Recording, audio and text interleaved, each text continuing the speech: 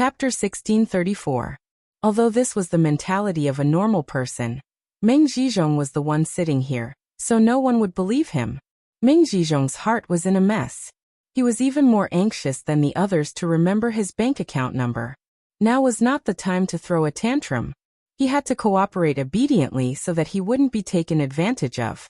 The reason why Meng Zizhong forgot his bank account number wasn't because his brain wasn't working well. It was because he had to remember which bank account had the same amount of money as the other party. Even if it was just a little bit less, the other party wouldn't be angry. This was the real difficult part. If he couldn't remember, then this matter would be troublesome. If the other party forced him to take out his bank account, then all his bank cards would be exposed. A man who was never content was like a snake trying to swallow an elephant. As long as one was human, there was no one who wasn't greedy. As long as someone saw money, they would definitely think of a way to take it out for him. This was 100% certain. Meng Zizhong knew this even if he used his but to think. However, just as Meng Zizhong was racking his brains to think of his bank account number, Su Yun suddenly interrupted his thoughts.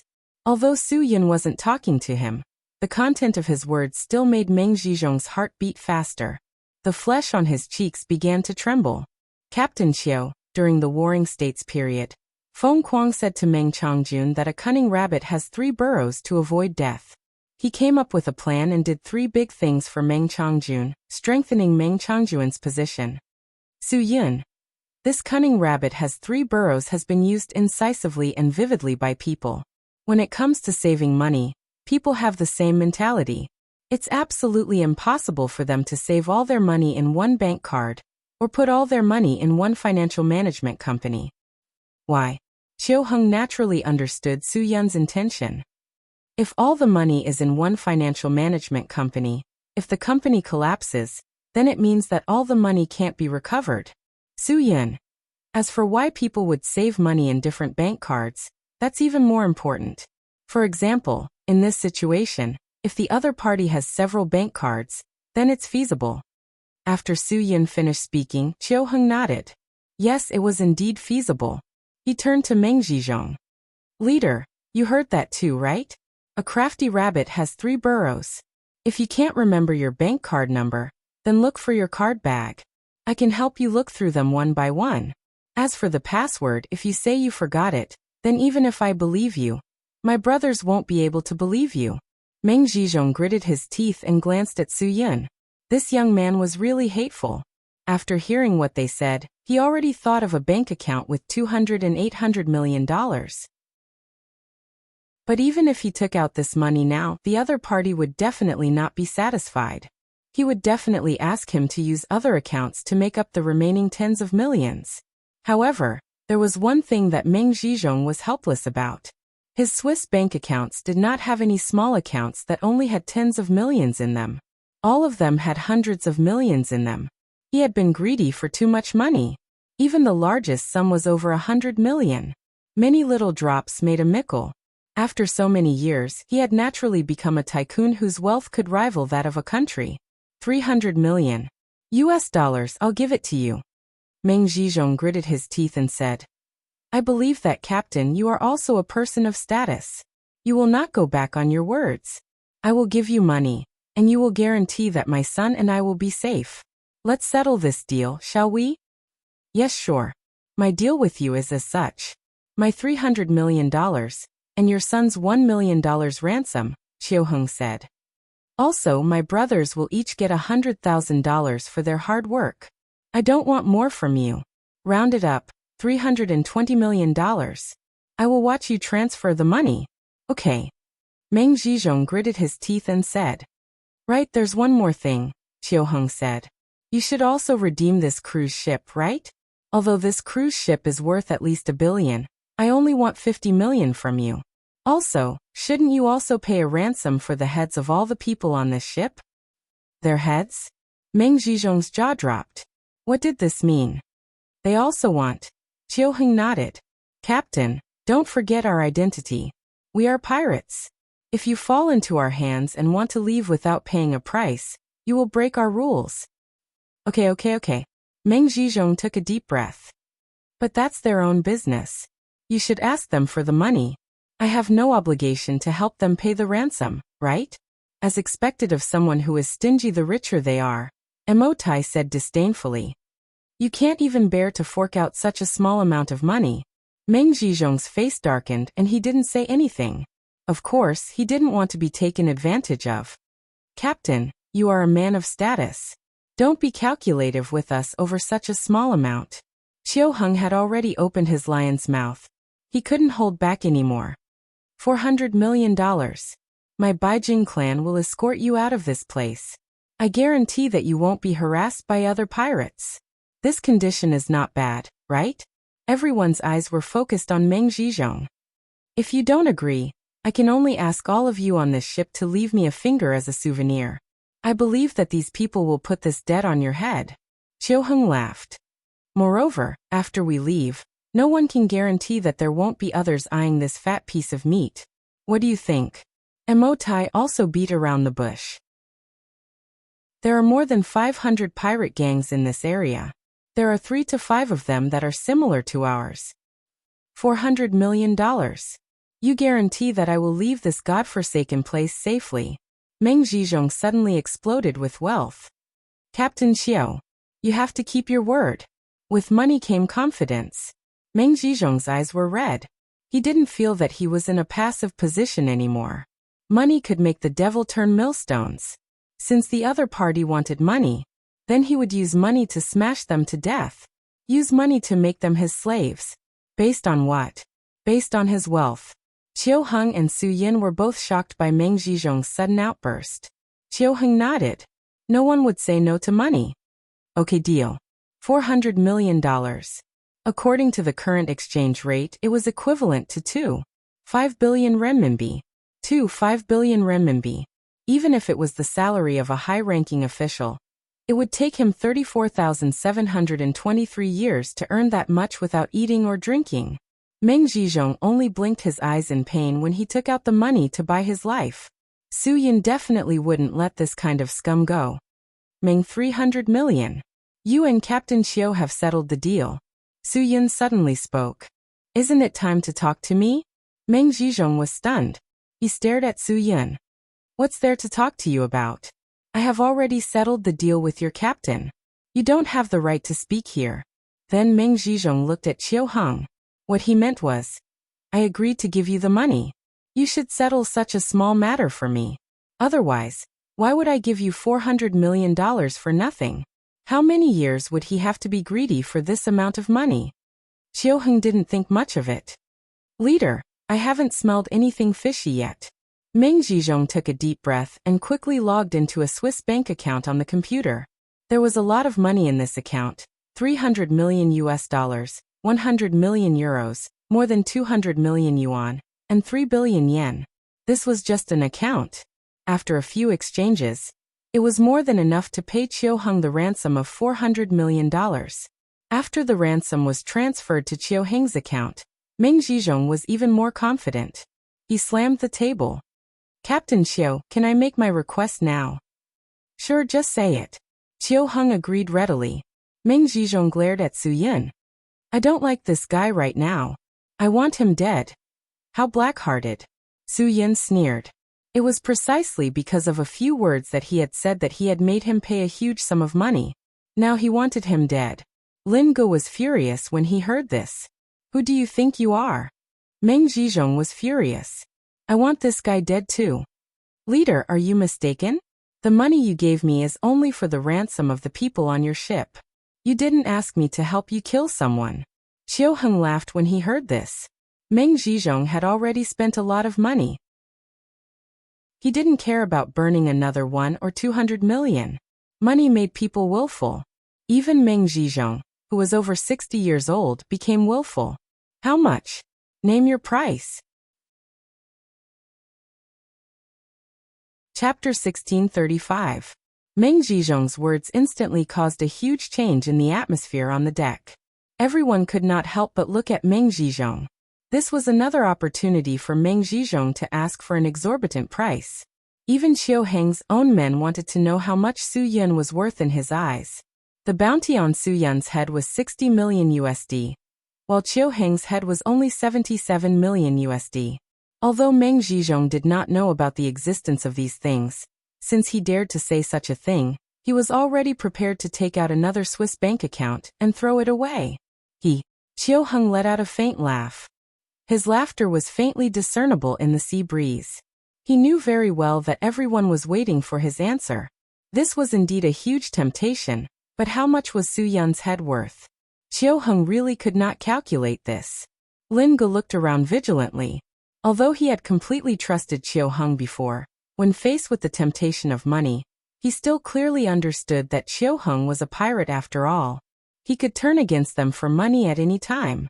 This was something that was not surprising, so he was prepared to deal with anything. Mo Tai and Lin Ge were the same. They also looked at Su Yun cautiously. He was also waiting for the captain's orders. If Qiu Heng really felt that Su Yun's head was worth more money, he would definitely not mind being the vanguard of this conflict. He was also very clear that if he wanted to take down Su Yun, he would have to deal with Lin Ge first. At this moment, everyone had their own thoughts, and the atmosphere had unknowingly become tense. This was the result that Meng Zhizhong wanted to see. If he could use some ill-gotten money to make these damn pirates kill each other, then it would be worth it to him. It would be so satisfying. He was willing to spend this money. Qiu Heng's laughter was unfathomable, and Su Yun could not help but let out a helpless laugh. Although the sound was very faint and had long been covered by the sea breeze, it was still heard by everyone who was paying attention to everything. No one knew what Su Yun's laughter meant. Perhaps only Qiu Heng could understand the meaning behind Su Yun's laughter. He then laughed loudly, his laughter piercing through the night sky and rippling over the Pacific Ocean. After a burst of laughter, Qiu Heng's tone became calm again. As expected of a leader, you really have a way of doing things. What a good state your price. I'm really tempted. Meng Zhizhong was stunned. He did not understand what Qiu Heng's words meant. That's right, state your price. You don't need to talk to me about the rest. As long as it's suitable, I'll transfer the money to you. Right now, Meng Zhizhong only hoped that the pirate leader could quickly kill this guy that he disliked. If it weren't for this guy's indirect attacks, perhaps the pirate leader would not have cheated him of so much money. I want to state my price, but after thinking for a long time, I still can't decide how much is suitable. Qiu Heng said. In my eyes, Mr. Su Yun is priceless. So leader, please don't make things difficult for me, or I'll fall out with you. Priceless? Humph, Meng Zhizhong sneered in his heart. This guy's appetite is really big. He still wants to test my tolerance. Good. Let's see how long you can pretend. 50 million USD. I'll give you another 50 million USD. Kill this guy for me. Meng Zhizhong's attitude of throwing money away was really amazing.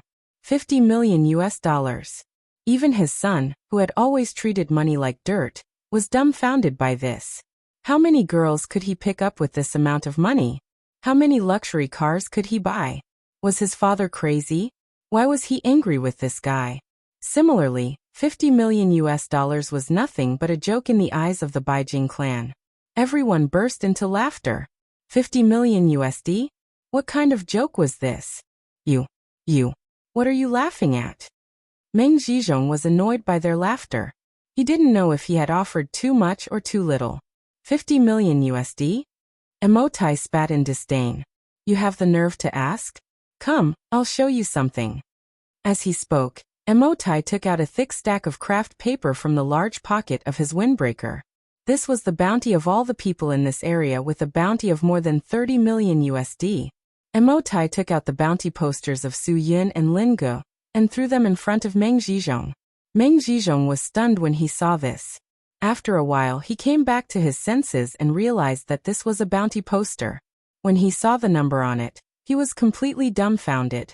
It turned out that this person's head was originally worth 60 million, but he wanted to buy it for 50 million.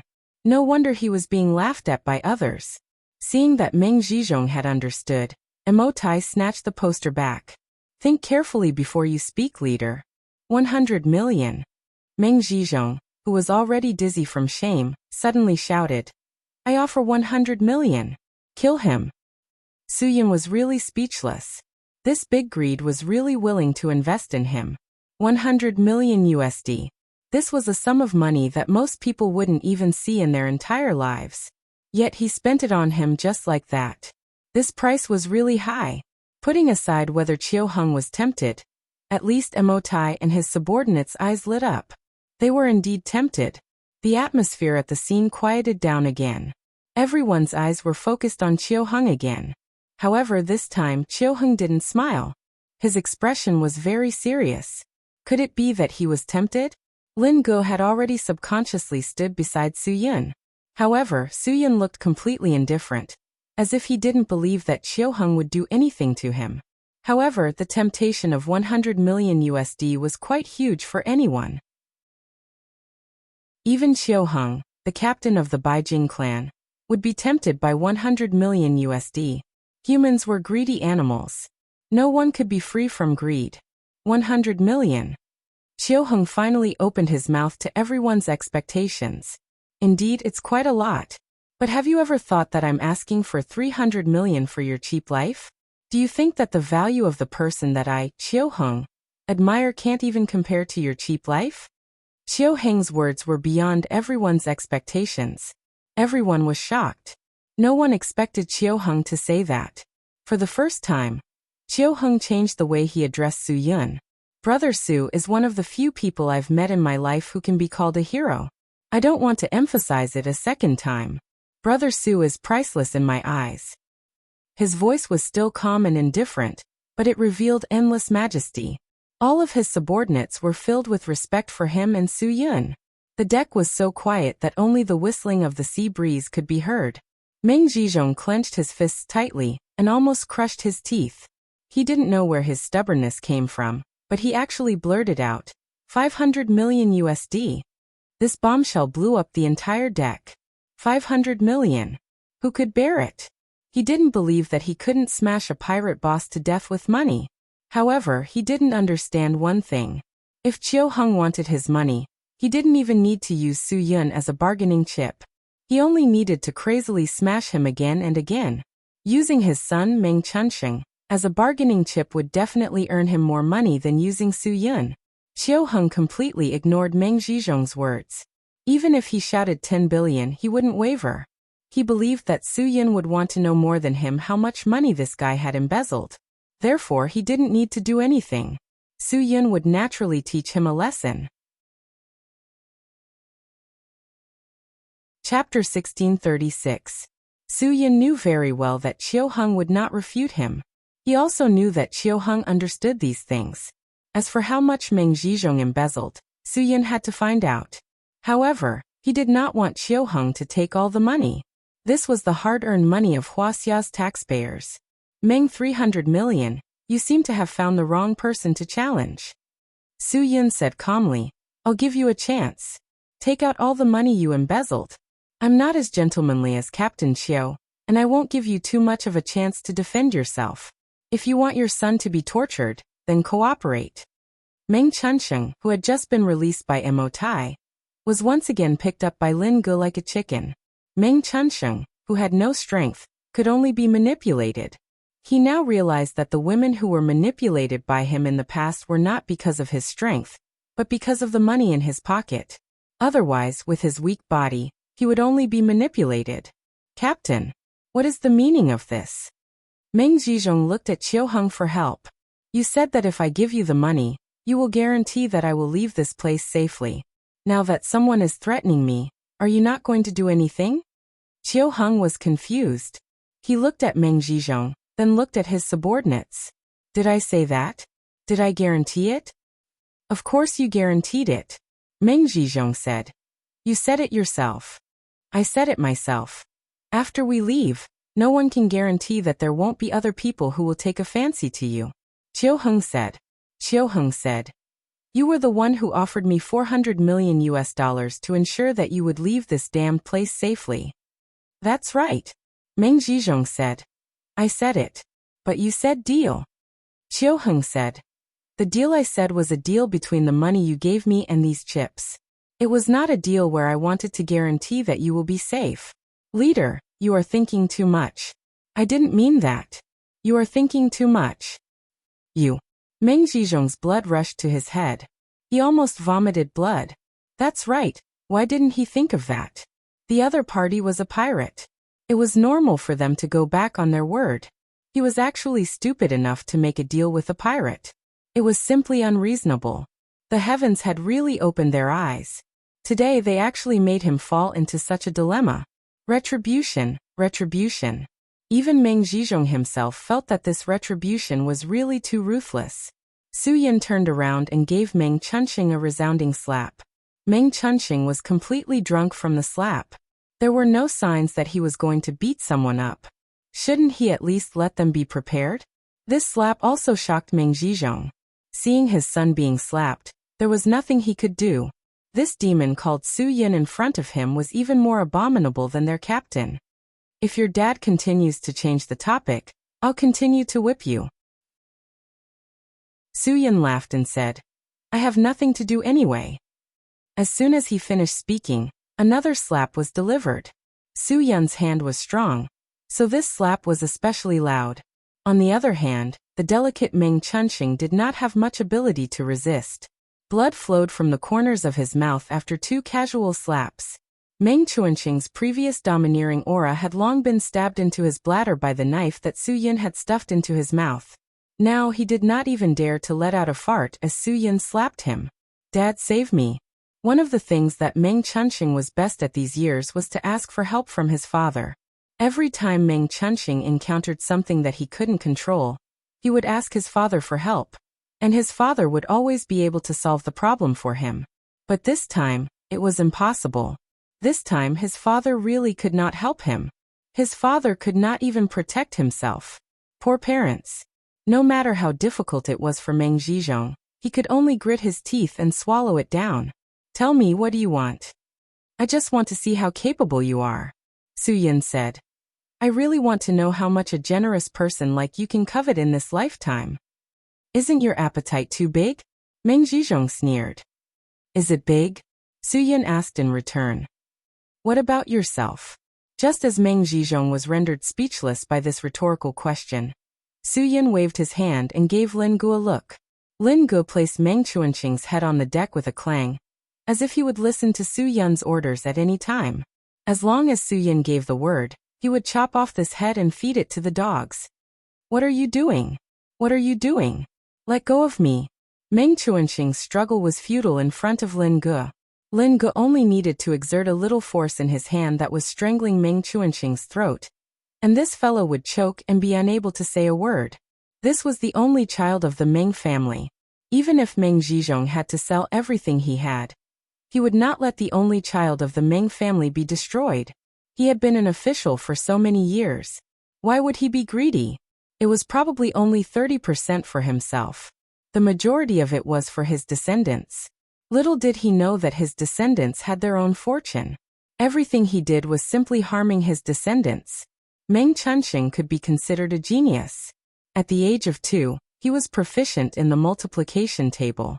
At the age of 3, he could recite thousands of poems and songs. At the age of 4, he was good at calligraphy. However, when he was 5 years old, Meng Zizhong began to amass wealth wantonly. When a child realized that he didn't have to do anything at all, and could obtain a better life than his peers, Meng Chunxing was crippled from then on. By the time Meng Chunxing was a teenager, he had become a silver gun tyrant who was idle every day. He drove a BMW sports car without a license plate that cost more than 1,000,000 yuan. He was obsessed with major nightclubs every day, and befriended a group of officials and rich second generations.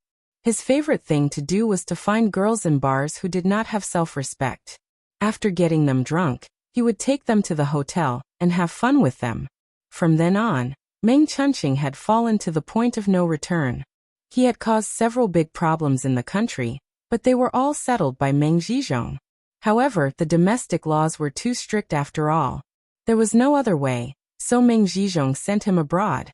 He thought that Meng Chunxing would be more well-behaved after he was sent out, but he didn't expect that this guy would become even worse after he went abroad. He smoked marijuana, drank too much, and got into fights. He didn't lose to foreigners in any way. Meng Zizhong had long given up on reforming his son. He only hoped that he could be a parasite without worrying about food and clothing for the rest of his life. It would be good if he could give him a capable grandson. Now seeing his son being trampled under the feet of evil people, Meng Zizhong felt like his heart was being cut by a knife. Okay, I can give you all my savings in the Swiss bank. Are you satisfied? But if you hurt my son, then I won't have a penny. I would rather die than give you a penny. After that, Meng Zizhong took out his card bag. There were 20 to 30 different kinds of bank cards. There were 7 to 8 gold cards from the Swiss bank. Su Yan waved his hand and motioned for Lin Ge to let him go. Seeing that his son could finally breathe normally, Meng Zizhong logged into his accounts one by one. There were 33 accounts. There were Huaxia ICBC, Credit Suisse, German Bavarian Bank, Qatar National Bank, and Scotiabank. The total value of all these bank accounts added up to tens of billions of yuan. Such a greedy person was actually a fish that escaped the net in Huaxia's anti-corruption campaign. How could Su Yan not be ruthless in his heart? He could not imagine how many people like Meng Zizhong were out there. These people took the huge amount of money that was originally used to develop the country and enjoyed a luxurious life. It was not excessive to give them the death penalty. Under Su Yan's coercion, Meng Zizhong transferred all the money to Huaxia ICBC's bank account. Originally, Meng Zizhong was laughing in his heart. If all the money was in Huaxia's account, it would not be as convenient for him to transfer the money in one go as it was in Credit Suisse. A huge amount like Huaxia needed to be applied for. But he never thought that Su Yan's purpose was not to take the money for himself. He actually wanted to donate it. Chapter 1637. On the charity donation page of the online bank, Su Yan did not hesitate to donate all of Meng Zizhong's assets to various major charity associations, various charitable foundations, various projects, various Red Cross societies. Although the Red Cross societies had lost their credibility because of Guo Junyu, Su Yan felt that even if he threw the money out, it would be 100 times better than leaving it in Meng Zizhong's pocket. Even if there were parasites and rats in these charities, and there were also those who dared to reach out and stuff their pockets, there were still very few people who were so heartless. Most people still understood where they should reach out, and where they should not reach out. Although it was impossible to guard against despicable people, with so much money, most of it would still be used for charity. Those who benefited from it would be considered a reward for buying a coffin. He also wished that these greedy, shameless people, and hypocrites who would use charity funds would all be able to live a carefree life in the new year. It would not be the 15th day of the first month. It was not a joke to hit a tiger with the mace in his hand. He would be able to beat the *T out of these bastards. Those who dared to reach out and be greedy would spend the rest of their lives in fear and anxiety. Their lives would become boring in an instant. Of course, Su Yan did all these online donations behind everyone's backs. Otherwise, Meng Zizhong would definitely break down if he saw it. Moreover, Su Yan did not know if Qiu Heng would interfere in this matter. Su Yan did not want so much money to fall into the hands of a pirate.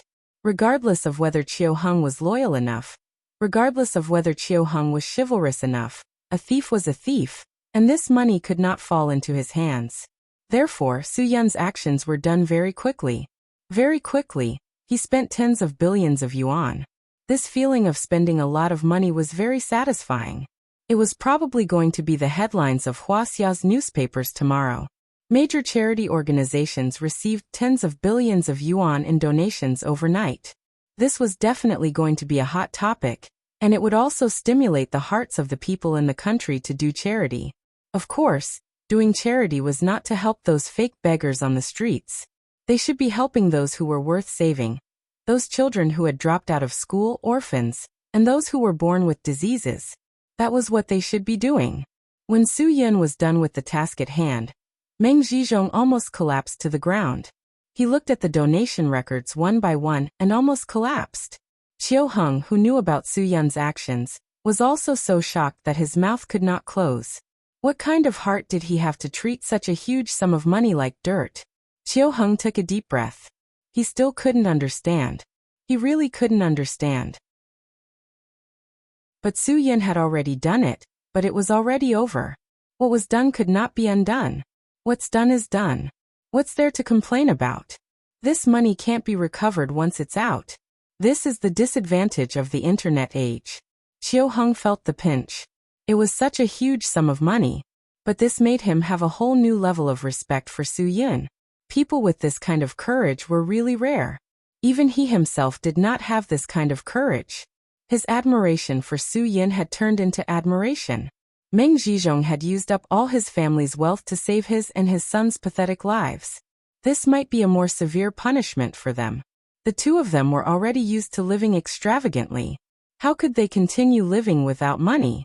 Perhaps they still had a house to sell, a car to sell, paintings of famous people to pawn off, and gold and silver jewelry to exchange for some RMB.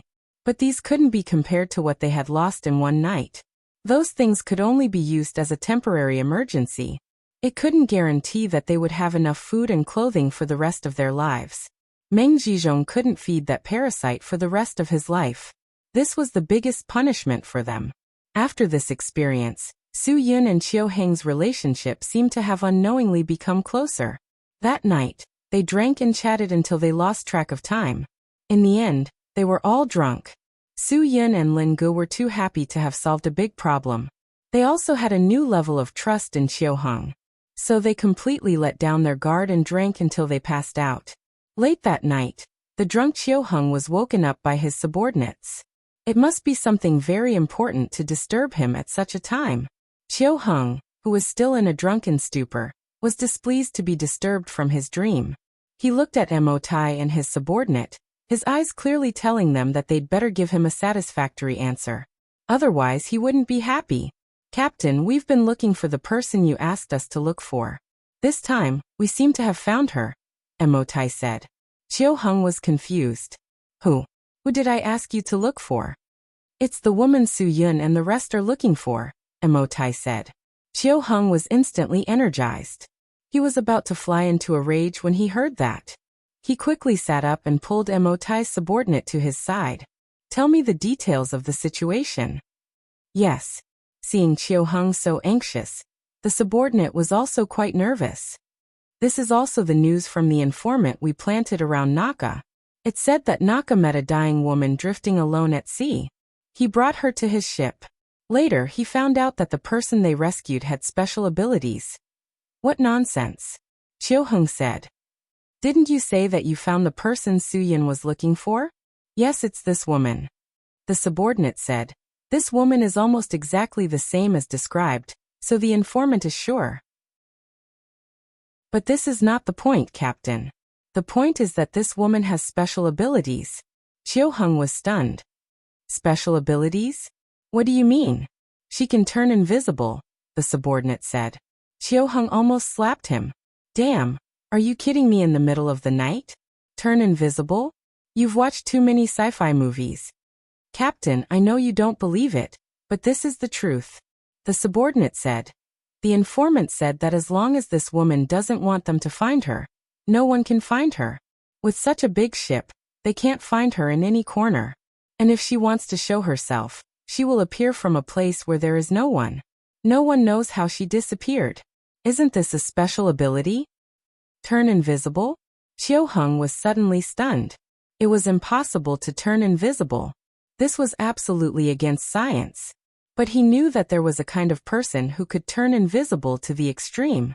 Yes, that was the Shadow Clan. The Shadow Clan could turn invisible to the extreme. Before they were exterminated, they were often called invisible people by ordinary people. Apart from the Shadow Clan, it was absolutely impossible for anyone to do this. But the Shadow Clan had been exterminated. Qiu Heng didn't show any mercy this time. He slapped the back of his subordinate's head. Make it sound so strange. Tell them to keep an eye on her. I don't believe that she can disappear into thin air if your eyes don't leave her. This is impossible. There is no invisible person in the world. Tell me after you figure it out. Although Qiu Heng still didn't believe it, he couldn't let go of this matter. What if this was true? Could it be that the person Su Yun was looking for was a Shadow Clan member? It was easy to confirm. Qiu Heng only needed to explain this matter to Su Yun. But he hadn't decided whether to tell Su Yun about this yet. This was where Qiu Heng hesitated. Forget it. Su-yin was sleeping now. Chiu-hung didn't want to disturb him. He should think about it carefully. It wouldn't be too late to talk about it tomorrow. Chapter 1638. This news caused Chiu-hung to be unable to sleep for the entire night. When Su-yin and Lin-ge both woke up from their hangovers the next day, Chiu-hung decided to test the waters and ask them about this matter. This way, he would be able to confirm if the information his subordinates received was true or not. After all, Chiu-hung couldn't believe that the shadow race still existed in this world. Perhaps only Su-yin could answer his doubts. With this doubt in mind, Chiu-hung ordered his subordinates to prepare a sumptuous breakfast. Su-yin and Lin-ge also decided to thank Chiu-hung and leave the ship. "Captain Chiu, thank you for your hospitality." Su-yin straightforwardly expressed his intentions. "I'm very happy to be your friend, but I have other things to do and can't stay for too long. I hope Captain Chiu can forgive me. Thank you again for yesterday's matter. I wasted your time. Hehehe, there's no need to thank me. If I can help you with the girl you're looking for, it won't be too late to thank me." Chiu-hung smiled and said indifferently, "Su-yin, I'm a bit older than you. You don't mind if I call you brother, right?" "Of course I don't mind." Su-yin was only able to punish greed with Chiu-hung's help yesterday. Moreover, Chiu-hung didn't fall out with him afterwards. This was out of Su-yin's expectations. It was really a surprise. Pirates like this were rare nowadays. Chiu-hung finally brought up the topic. "Brother Yin, I think that it's not a wise decision to only rely on the two of you to search for a person in this ocean. You need my help. You need more people to help you find her." "Captain Chiu, my brother will remember your help in finding the missing person." "Thank you very much," Lin-ge said. "However, this is our own business after all. We're too embarrassed to ask for your help. We're really grateful. We'll remember it." Su-yin also smiled. This was indeed a favor they owed Chiu-hung. It wasn't wrong for him to remember it. "I have no intention of asking for credit." Chiu-hung said, "Brother Yin, if you really want me to help you, you should give me more information so that I can really help you." Su-yin nodded embarrassedly. "Captain Chiu is willing to help me. I don't know how to thank you. How can I ask for anything? Furthermore, I believe Captain Chiu's men are well aware of the person I'm looking for. I'm not sure." Chiu-hung suddenly interrupted Su-yin. "The information they get is always hearsay. There are some details and key points that I can only confirm from you." Su-yin did not understand what Chiu-hung meant and could only say, "There are no more details or key points. Looks like Brother Yin still doesn't trust me." Chiu-hung faintly said, "Of course I can understand. If I were you, I wouldn't easily tell my most important secret to someone I just met. Since that's the case, I won't hide it from you. My men told me that they found a girl. She matches almost all of the characteristics of the person you're looking for. However, there's one thing that surprised me." Su-yin and Lin-ge looked at Chiu-hung expectantly. They did not know what else he would say. "What surprised me was that they said the girl had a special ability." Chiu-hung continued, "She can turn invisible." Chiu-hung carefully observed Su-yin and Lin-ge's expressions. Su-yin and Lin-ge's expressions changed drastically. They looked at Chiu-hung with the same look of surprise and eagerness. Chiu-hung took a deep breath. "I know that there's no special ability in this world that can turn someone invisible. However, I know of a race that is especially good at hiding themselves. However, this race has long gone extinct. It's hard for me to believe that there are still people of this race in this world." After pausing for a moment, Chiu-hung continued, "However, if Brother Yin tells me that there are still people of the shadow race in this world, I think I'll believe you, because there's no need for you to joke with me." Su-yin stood up excitedly. He really did not think that Chiu-hung would be able to find Phantom. Since Chiu-hung had already made it clear, there was no point in hiding it anymore. As long as he could see Phantom, everything would be solved. "Captain Chiu, it's like this. The girl I'm looking for is a member of the shadow race." Su-yin emphasized, "She's the only shadow race member in this world." After receiving Su-yin's affirmation, Chiu-hung could no longer remain calm. A shadow race member. If anyone could get a shadow race member to listen to them, That would be a powerful trump card in their hands. He bitterly smiled. It was a pity that this shadow race girl was not discovered by him earlier. Instead, she was found by Naka. Presumably, Naka also knew the importance of a shadow race girl. He had saved her life, so he believed that he would be able to gain the trust of the shadow race girl. Su-Yun cared so much about the shadow race girl. If Naka took advantage of this, then he would be in a dominant position. Just think about it. If Naka used his identity as a savior to ask the shadow race girl and Su-Yun to deal with him, then the balance between them would be broken. Su-Yun's unfathomable strength made Chiu-Hung unable to figure it out. If a shadow race member wanted to assassinate him, then he would not be able to sleep or eat in peace. All kinds of unfavorable factors made Chiu-Hung unable to remain calm. Captain Chiu, you found her? Su-Yun was certain of this. If Chiu-Hung did not find Phantom, then he would not have said something like the shadow race. Chiu-Hung was silent, not knowing how to answer. He seemed to regret saying this so directly, but now that things had come to this, he clearly had no way out. That's right. My people found her, Chiu-Hung said. It's just that she's not in my hands right now, Su-Yun and Lin-Gu said in unison. Then where is she? Chiu-Hung looked at their anxious eyes and did not hide anything. On Naka's ship. Seeing Su-Yun and Lin-Ji's slightly anxious expressions, Chiu-Hung decided to be a good person to the end, and continued to comfort them. I arranged for my informant in the Sharks gang to bring out a message. This girl was drifting alone in the sea. Her situation was very bad, so she boarded the ship to seek Naka's help. And it was only after she boarded the ship that they realized her special ability.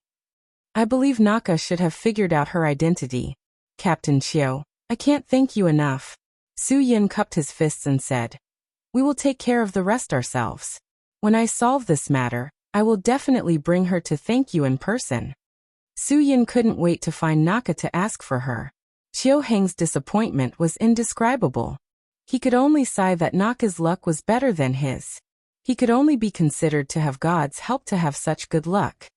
In that case, I won't force you to stay, Chiu-Hung said. However, I have a reminder, Brother Yin. Naka and I are old acquaintances. Forget it, I won't say it. After all, my subjective consciousness is too strong. I know what you want to say. I will be careful. Su-Yin. Thank you for your reminder. At this time, Chiu-Hang's men and Lin-Gu had already prepared their cruise ship. Su-Yin didn't say anything more and quickly boarded the ship and left. He didn't say much goodbye, because he would really bring her to thank Chiu-Hung after finding Phantom. If it weren't for Chiu-Hung, how could Su-Yin find Naka's head?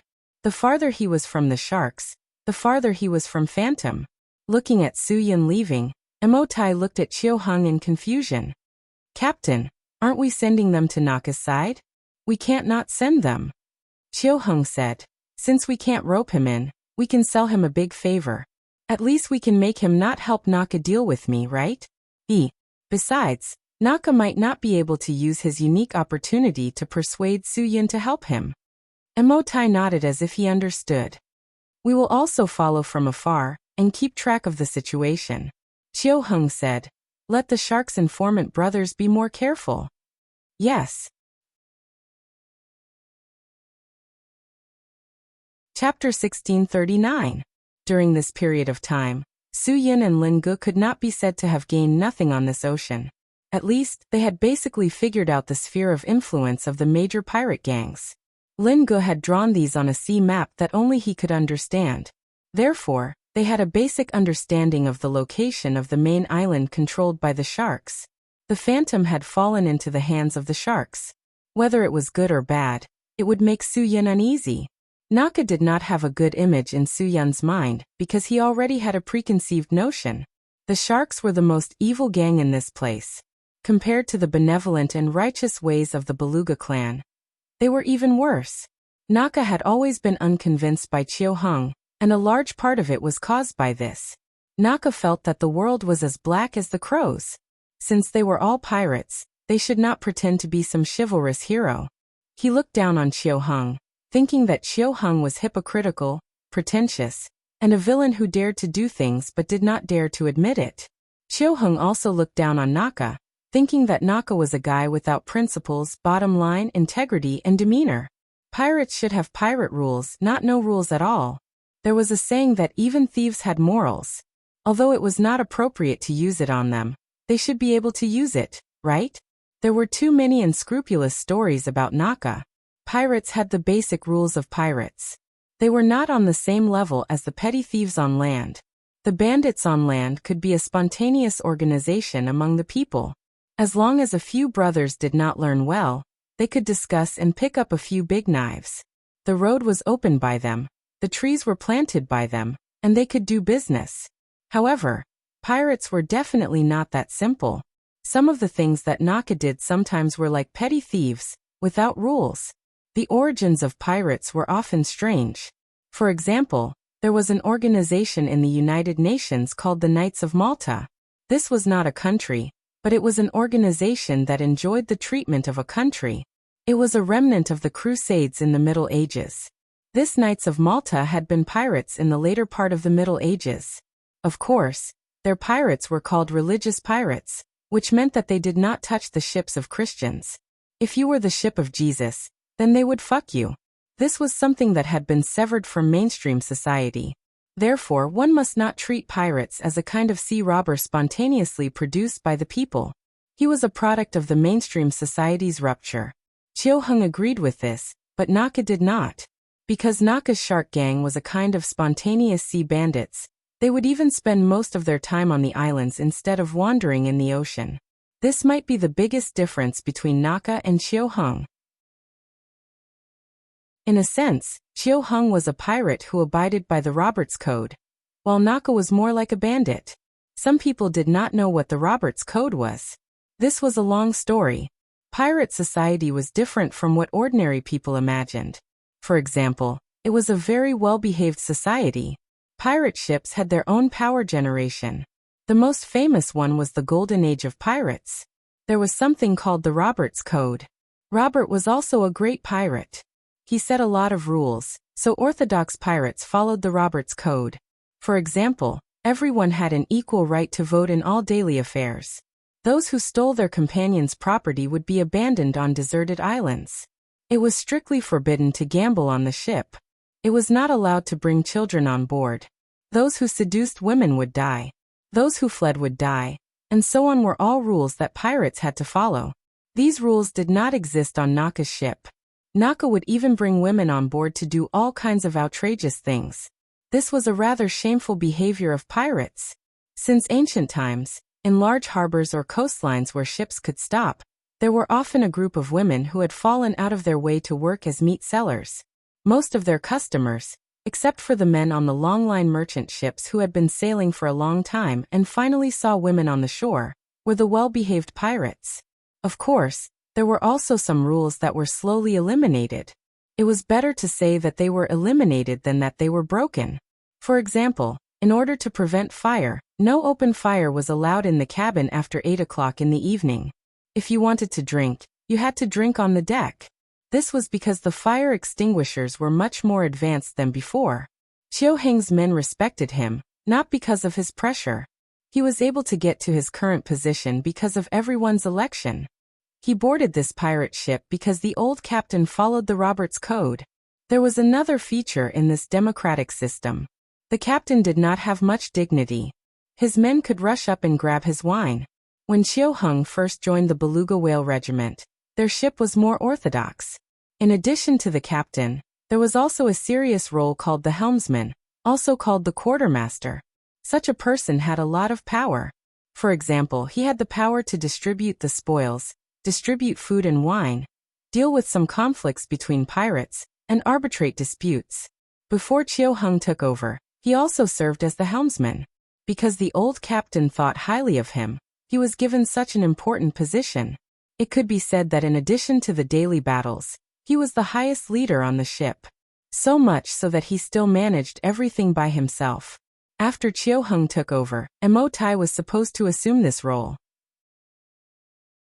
However, due to Chiu Hung's authority and the fact that he was already used to doing all this, Mo Tai was nominally the helmsman, but in reality, Chiu Hung had the final say in everything. Although Chiu-hung felt that this kind of centralization of power was somewhat against the rules, he could only sigh that this was an inevitable change in the development of the times. Regarding the dictatorship of pirates, it was necessary to talk about Naka, putting aside Naka's background as a mountain bandit. His pirate ship was more like the merchant ships of the 17th and 18th centuries that were under the protection of the law. They were also merchant ships that sailed on the ocean. That's right, you didn't read wrong. It was a merchant ship. At that time, the merchant ship was definitely a dictatorship of the captain. Not only could he arbitrarily deduct the crew's wages, but he also did something to the food. He ate and drank so much that the crew did not have enough to eat. This was very normal. Moreover, the captain also had the power to punish the crew at will. It was just a beating, and he could beat them to death. For many people, if you wanted to resist, if you wanted to interfere with the captain's power to punish the crew, the captain could directly determine that your behavior was called rebellion, and you would be hanged ashore. Most people could only see the surface of things. In fact, many things were different from what they imagined. On the pirate ship, which was originally filled with the smell of blood, there was a peaceful atmosphere. On the merchant ship, which was supposed to be a bright universe, was filled with the smell of blood. This was the maritime era of those years. The products left over from these eras still exist today, and they have been changing all the time. Although Naka was not a merchant ship, he still used the method of the dictatorial world on the merchant ship. All the power was in his hands. He could do whatever he wanted, but he didn't know that this method would destroy him sooner or later. Chiu-hung, on the other hand, hoped that he could follow the final law and not let the Beluga clan go down the path of inevitable destruction. He admired the old captain and the current white-haired father because they were all rule-abiding people. Therefore, he would definitely be a rule-abiding person. These were two different paths of development, and there was bound to be conflict. Su Yun could get the treatment of a guest on Chiu-hang's ship, but he directly broke into Naka's territory. He didn't know what was waiting for him. Chiu-hung ordered people to follow him, because he was worried about the unknown. Chapter 1640. Naka's life was completely different from Chiu-hang's. Su Yun didn't see a single woman on Chiu-hang's ship, but Naka kept a few beautiful women in his lair. Sometimes, when he went out to sea for a long time, he would take 2 women with him. Just this point alone showed the difference between him and Chiu-hung. Women are absolutely not allowed on a pirate ship. This is reality, not a Hollywood movie. There's a blonde beauty next to the pirate leader? Nonsense. There are absolutely no women on the ship. This logic is too simple. Think about it. In such a long and boring sailing life, women must be the scarcest resource on the ship. With so many pairs of hungry eyes staring at her, if a woman boarded the ship, she would only need to cast a coquettish glance at someone or speak softly to someone. Once that kind of jealousy arose, it would immediately lead to a fight or even a civil war on the ship. No one could bear such a risk. Therefore, the only one who dared to do this was Naka. Because then again, he was more like a mountain bandit.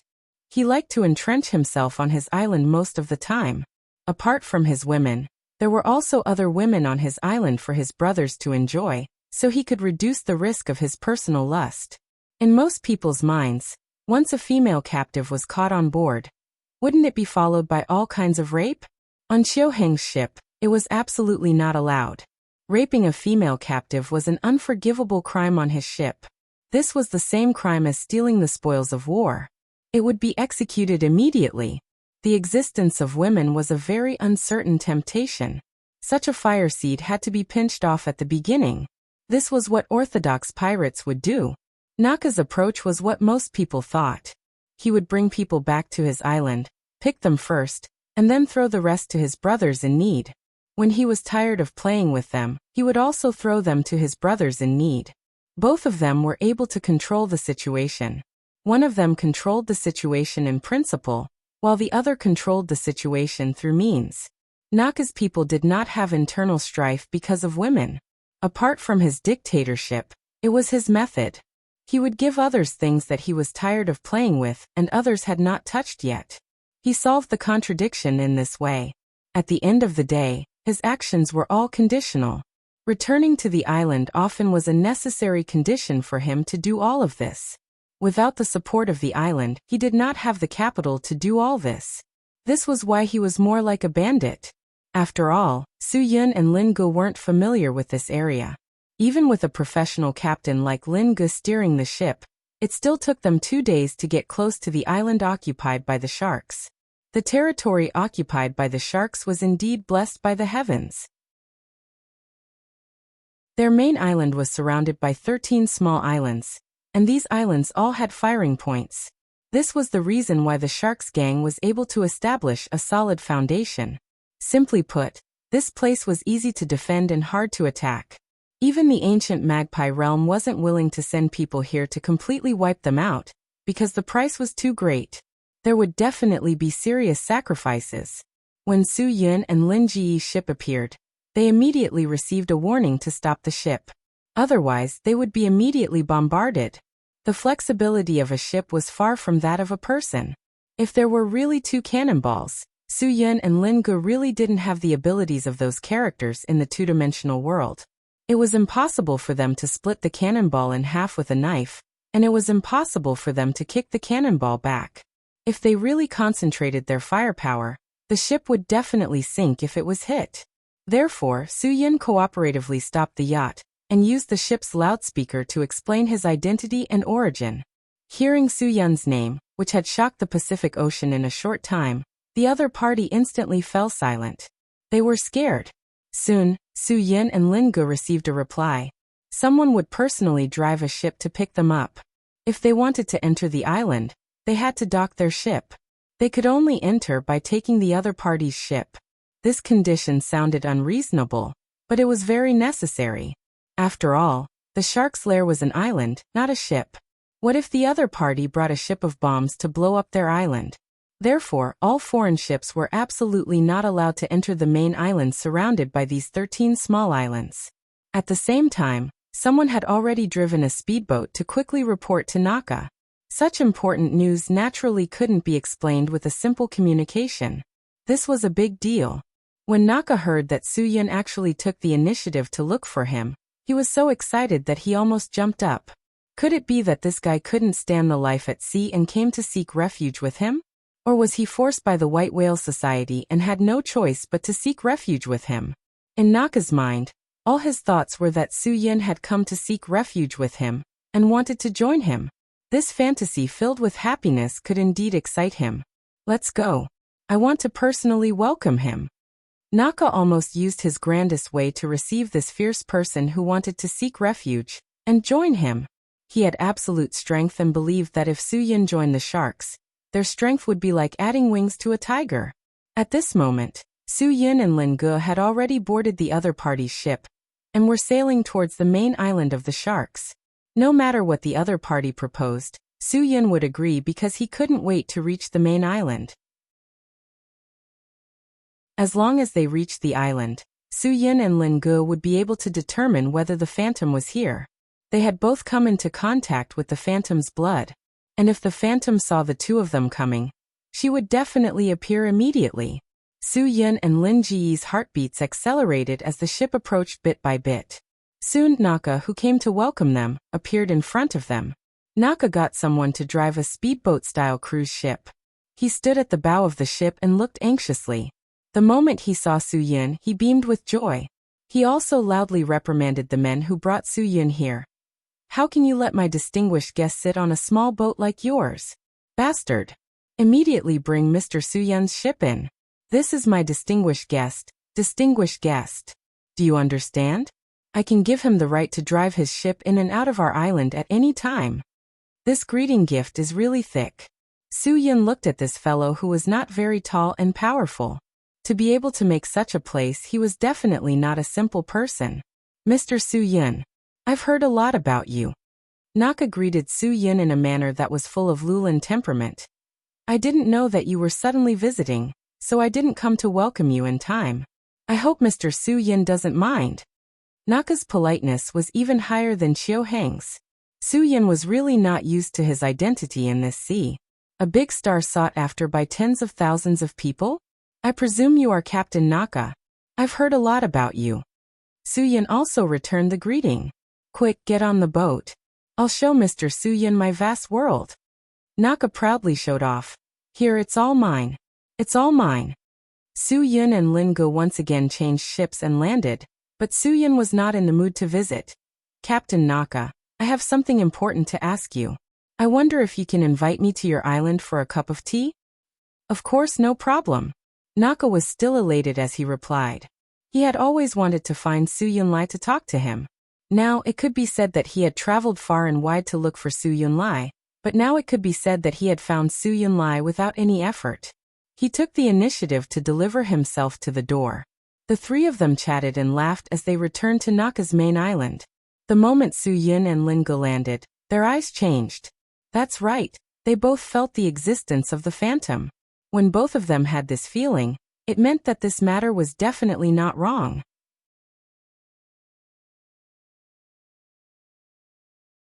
Chapter 1641. Soo-yun and Lin-gu suppressed the excitement in their hearts. They believed that Phantom would come to find them immediately when he sensed their arrival. However, what surprised Soo-yun and Lin-gu was that the two of them were invited by Naka to his palace-like reception room, and Phantom did not appear. This made Soo-yun a little impatient. This was not Phantom's style of doing things. Lin-gu did not know Phantom as well as Soo-yun, but from Soo-yun's expression he realized that something was wrong.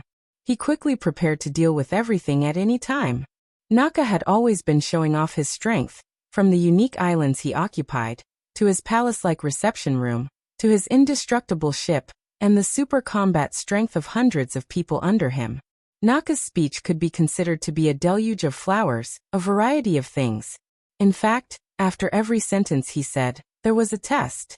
He was trying to get Soo-yun and Lin-gu to join the Sharks gang. As long as they were willing to join, half of his country would be theirs. A simple and easy-to-understand sentence. I am the boss and you are the second boss. Because it was Soo-yun and Lin-gu who took the initiative to come to him, Naka believed that there was a 99% chance that this matter would succeed, so there was no pressure to be rejected. Captain. Actually, the two of us came here to ask for a favor. Soo-yun finally interrupted Naka's monologue. No, Naka should be more like a talk show. I hope Captain Naka will give me face. When Naka heard this, he slapped the table on the spot and guaranteed. What do you want? Just say it. As long as I, Naka, can do it, there will be no problem. After Naka finished speaking, he was looking forward to Soo-yun's request to join the Sharks gang. Then he would immediately let his brothers fire guns and welcome the number 2 person of the Sharks gang. In this short period of time, there was a saying in the Pacific Ocean. Whoever gets Soo-yun gets the world. The so-called world was the position of the overlord of the Pacific Ocean. Wasn't that an exaggeration? With Naka's current strength, after obtaining Soo-yun and Lin-gu, he could immediately challenge the White Whale Regiment. He had already made up his mind. As long as Soo-yun joined them today, he would bring his men to challenge Chiu Hung the next day. He would make the White Whale clan, whose reputation had always surpassed his Sharks clan, admit that they were the true overlords of the seas. Because he still had a Shadow Clan member under his command. That's right. Although the Shadow Clan girl tried to leave and he couldn't stop her, he could only lock her up in the chamber.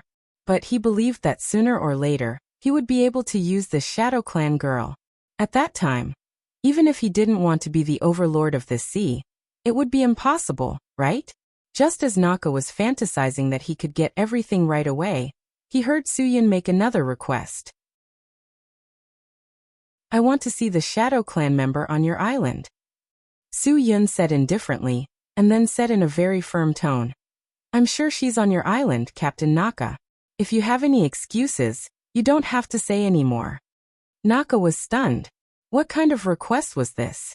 And what made him panic the most was why Soo-yun knew that there was a Shadow Clan member on his island. Why? Could it be that he had God's eyes?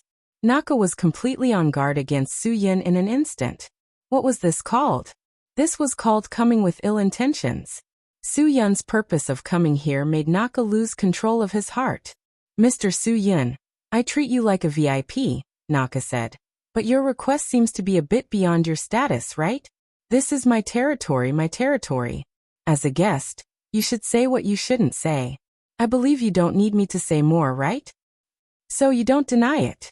Lin Ge said. Then it's easy. My brother has already explained the purpose of his visit. You just have to say something. Naka faced this unreasonable request. Of course, he wouldn't show any mercy.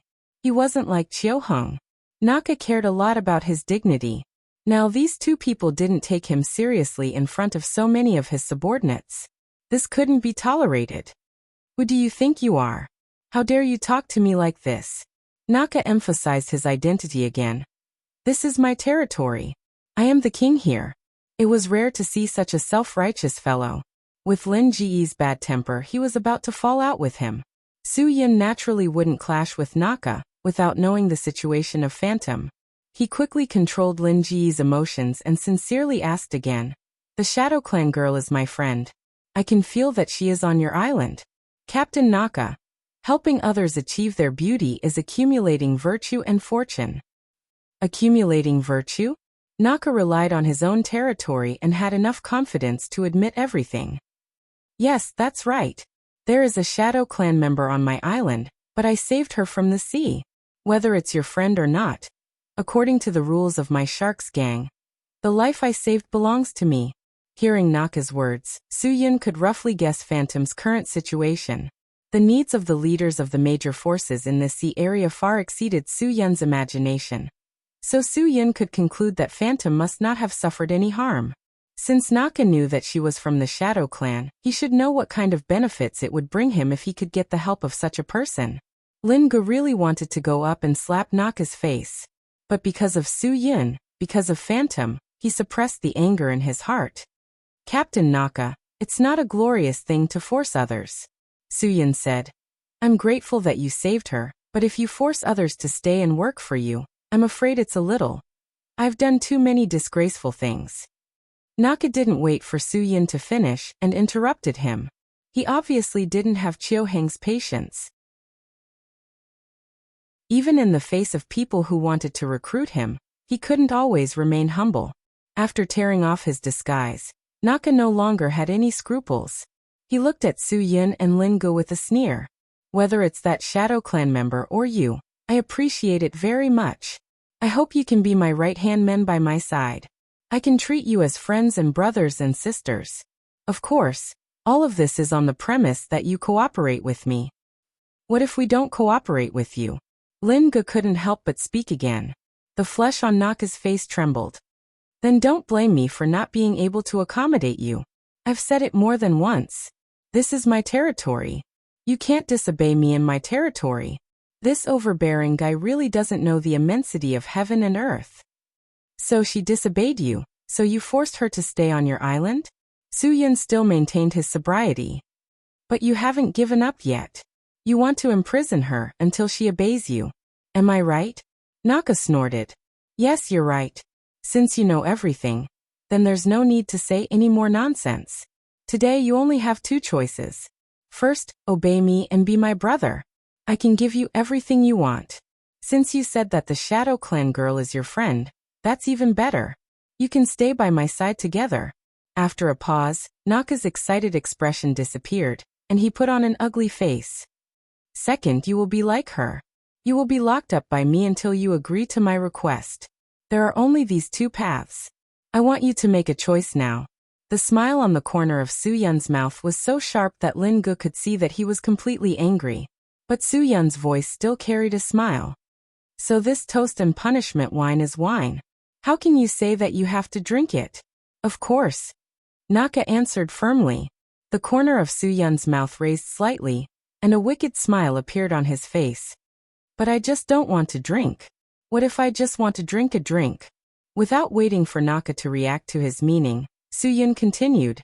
Then I'll have to force Captain Naka to help me drink this cup of punishment wine.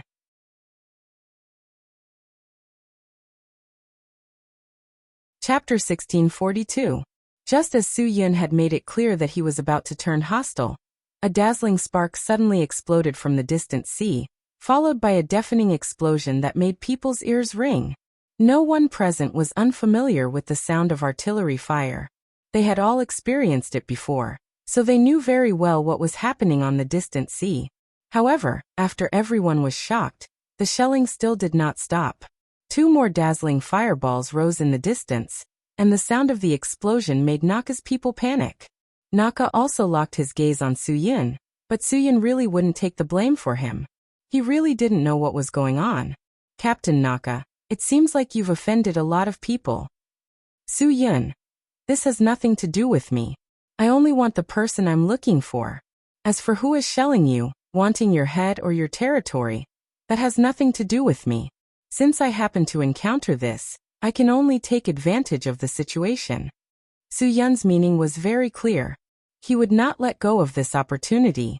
If Naka wanted to deal with foreign enemies, he would not have the time to deal with them.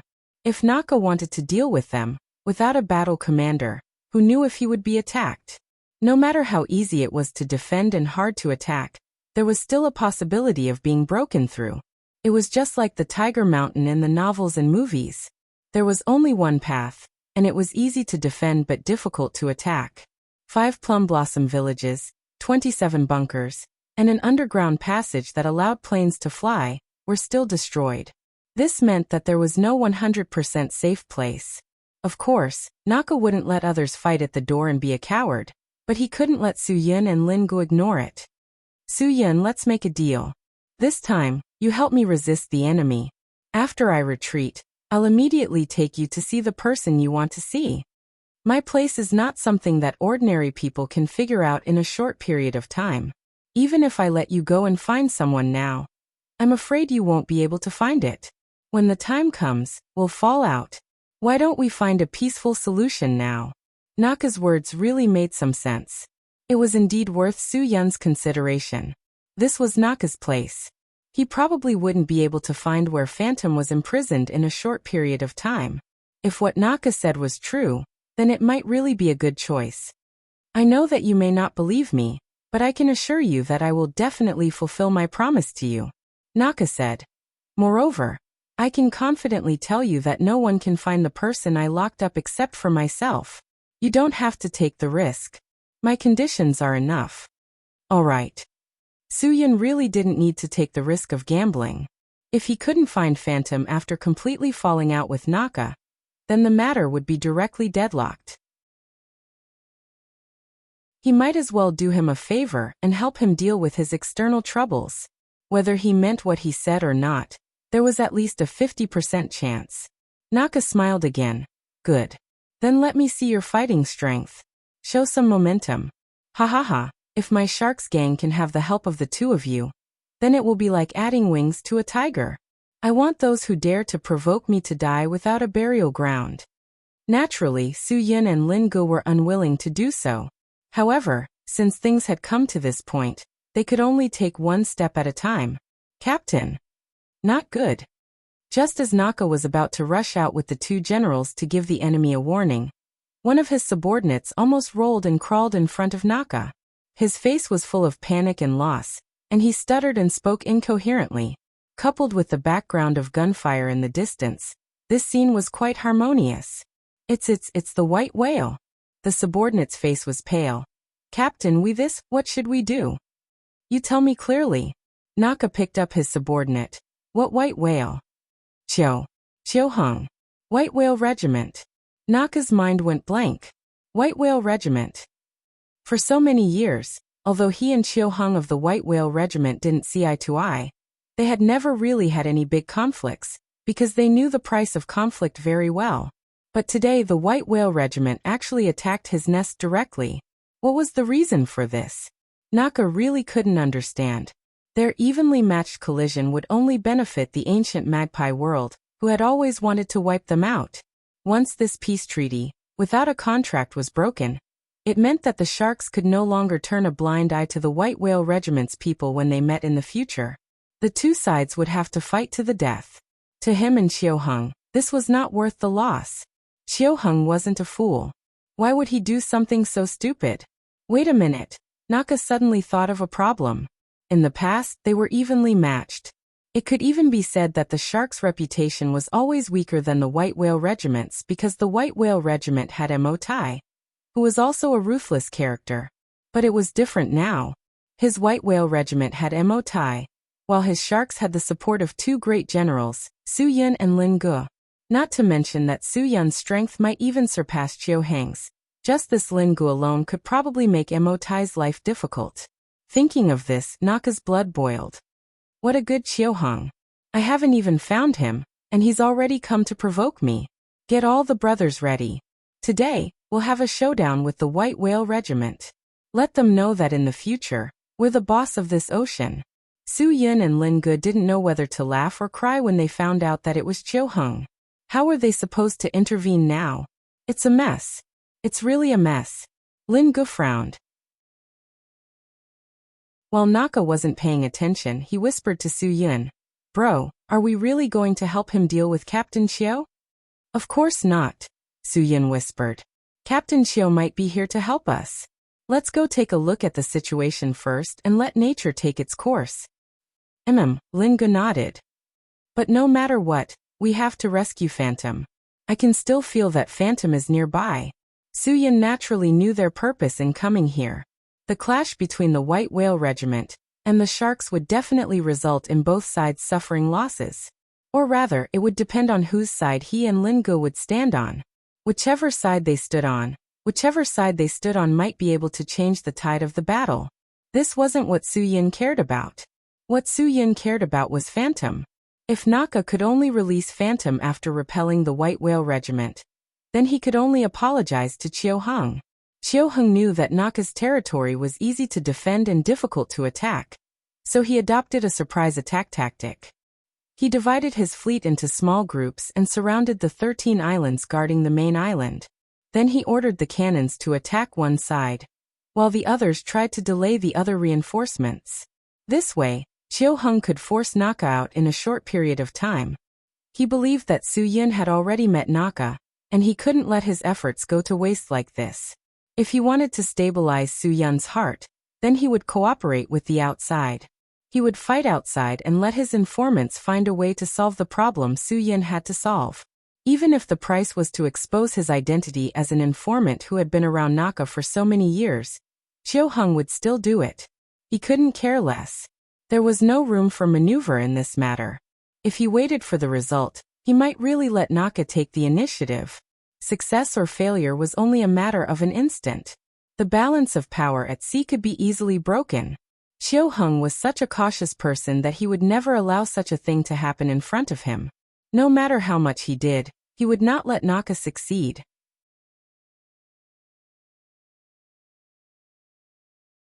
Chapter 1643. The White Whale Regiment's combat prowess was indeed impressive. Under Chiu Heng's command, they managed to break through one of the Sharks' defensive lines in a short period of time. Of course, Chiu Heng paid a price as well. One of their ships was sunk by the enemy, and there were casualties among their men. This mutual destruction was the biggest reason why they didn't attack each other. When this concern was broken, Chiu Heng's eyes turned red with bloodlust. Naka's team of 15 island guards was all killed by Chiu Heng's men. Less than 10 minutes into the battle, the casualties on both sides had reached double digits. Perhaps these casualties didn't sound like much, but only those who didn't understand pirates would think so. In today's society, although pirates existed, they were getting fewer and fewer. Therefore, human resources were very precious to pirates. This was also why they were willing to sacrifice everything to rope in Su Yun and Lin Gu. Casualties were the last thing pirates wanted to see. In order to reduce casualties, pirates didn't even like large-scale conflicts and fights. This wasn't a casual remark. It was a fact. Real pirates didn't like fighting and killing as much as characters in 2D comics or movies. To be able to expand one's forces to the level of the White Whale Gang and the Sharks, one had to accumulate strength bit by bit. They had to constantly recruit new recruits and do their best to avoid sacrificing as much as possible. This was the real reason for their expansion. The White Whale Gang's reputation in these waters was always a little higher than the Sharks. This was also because the hunters under the Magpie World would always target the Sharks members. Therefore, even though Naka of the Sharks was better at distributing wealth than Chiu Heng, his men were always struggling between increasing and decreasing. In fact, this could be seen from ancient times to the present. For example, the pirate flag and the skull. In normal life, you would think it was a fashion to see the skull element. But in the vast sea, if you saw the skull flag, how would you feel? How nervous, how panicked.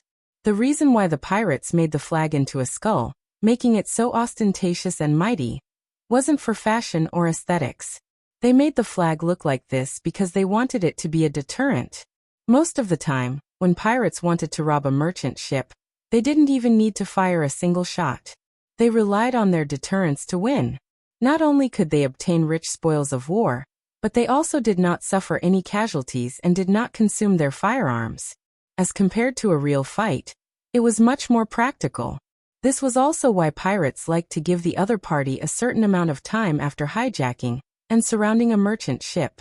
They wanted the other party to cooperate and surrender. As long as the other party surrendered and handed over their belongings, not a single life would be harmed. They would also threaten to kill everyone who resisted. Over time, this deterrence slowly accumulated. People began to know that as long as they cooperated, they would be able to stay alive. As long as they resisted, they would be slaughtered. Slowly, the pirates only needed a flag to intimidate the other party. Perhaps some people would say that this was all nonsense, and that people without much life experience were just making things up. These days, the pirates in Somalia did not use any pirate flags. Instead, they directly came up to capture people. That was for sure. They did not need deterrence because they had captured people to extort money from the governments of various countries. Deterrence was **t. They would definitely take action. What was the point of making a pirate flag for no reason? The same was true for the Beluga clan. In this part of the sea, their flag was a symbol of majesty. Even when Chiu Hung brought Su Yun to rob the cruise ship that the greedy Chinese tycoon, Meng Chao, had rented for 300 million yuan, they did not make a big fuss. They only used threats to solve all the problems. They got what they wanted without using a single soldier. What was the point of killing people? Not only was it a waste of bullets, but it was also a sin. The extremely traditional Chiu Hung led so many brothers of the Beluga clan. In the face of so many slender waists, long legs and perky buttocks, not a single one of them acted impulsively. This was also the limit of their rules. If Naka had brought his men that night, perhaps those women would have really suffered. They might have been taken to an island far away from the emperor to expand his harem. After Chiu Hung broke through the defense island, he went straight in. Naka also led his men to welcome him. The main ships of both sides approached bit by bit. This collision was definitely a clash of two sides. One was the traditional representative of the rules, Chiu Hung, and the other was the unruly Naka, who was more like a bandit. The first clash of two major forces in the Pacific Ocean would definitely be recorded in the history of this part of the sea. Finally, when the two ships were about to collide, they stopped. The distance between the bow and the bow was less than 10 meters. Naka had Su Yun and Lin Ge behind him, so he was full of confidence. Chiu Heng's confidence was in his bones. To be honest, he had always looked down on the unruly Naka. To be more serious, he even felt that Naka saying that he was a pirate was an insult to pirates. Chiu Hung, we have always minded our own business. Don't blame me for falling out with what you did today. Naka walked to the front of the deck and looked at Chiu Hung, Mo Tai, and the others without fear. Everyone's strength was equal, so there was nothing to be afraid of. Chiu Hung smiled. He had already seen Su Yun and Lin Ge behind Naka. Although he didn't know what had happened between them, he still wanted to express his intentions to Su Yun. Naka, for so many years, I have always turned a blind eye to you because you have never done anything that I can't accept. But today, I can't tolerate this. What did I do? Naka asked with a sneer. Was it because Su Yun had taken the initiative to seek refuge with him that he, Chiu Hung, couldn't help but be envious and jealous? Chiu Hung seemed to be communicating with Naka, but everything he said was for Su Yun. Brother Yun is my friend. I heard that you brought his friend to the island. Then I can't ignore this matter. Brother Yun? Naka was startled. He turned to look at Su Yun. He didn't understand. Were the two of them that close? What was going on? Naka was puzzled. Could it be that he had been used by someone to create a diversion? Who were Su Yun and Lin Ge, who were standing behind him helping? Would I believe your nonsense? Ha ha ha ha. Naka suddenly laughed wildly and said, Su Yin is my distinguished guest, my friend, and his friend is also my distinguished guest. I don't need an outsider like you to interfere in my own affairs. Chiu Heng, if you want to sow discord, then don't blame me for being impolite. But from Brother Yun's expression, it seems that he hasn't seen his friend. Chiu Heng's words were like sharp silver needles that pierced into Naka's heart. Naka took a deep breath and roared in anger. That's my business. After we take care of you, I will naturally let them meet as good friends. This is a matter between us friends. Captain Chiu, you don't need to worry about it. Captain Chiu, you trespassed into my forbidden area. Let's settle this matter properly. We should settle this matter properly. Chiu Heng sneered and then shouted at Su Yun. Brother Yun, don't be fooled by him. I've heard about your friend. She's being held captive by Nazca. But don't worry, I will definitely help you find her. Su Yun frowned. This matter really made him in a dilemma. Mr. Su Yun, please believe in our captain's words. Emotai added. If he can get people to inquire about this news, then he can also get people to help you find her on this island. Hearing this, Naka also understood why Su Yun knew that there were shadow clansmen on his island. He gritted his teeth and cursed. Bastard Chiu Heng, you actually placed an informant beside me. So what? Chiu Heng also completely shed all pretense of cordiality. Su Yun, I treat you sincerely. I will do what I say. You and I will work together to kill Chiu Heng. I will definitely let you leave with your friend. Naka turned around and said, believe me, his people will never be able to help you find your friend. Only I can.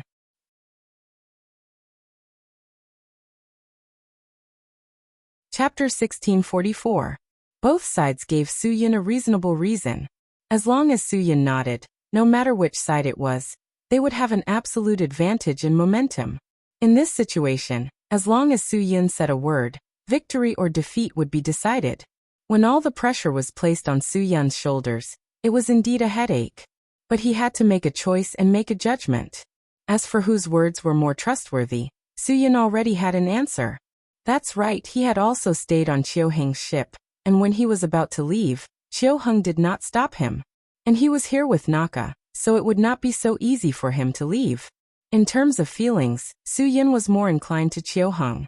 He believed that a person who could still follow the rules, even if he was not a good person, was a person with principles.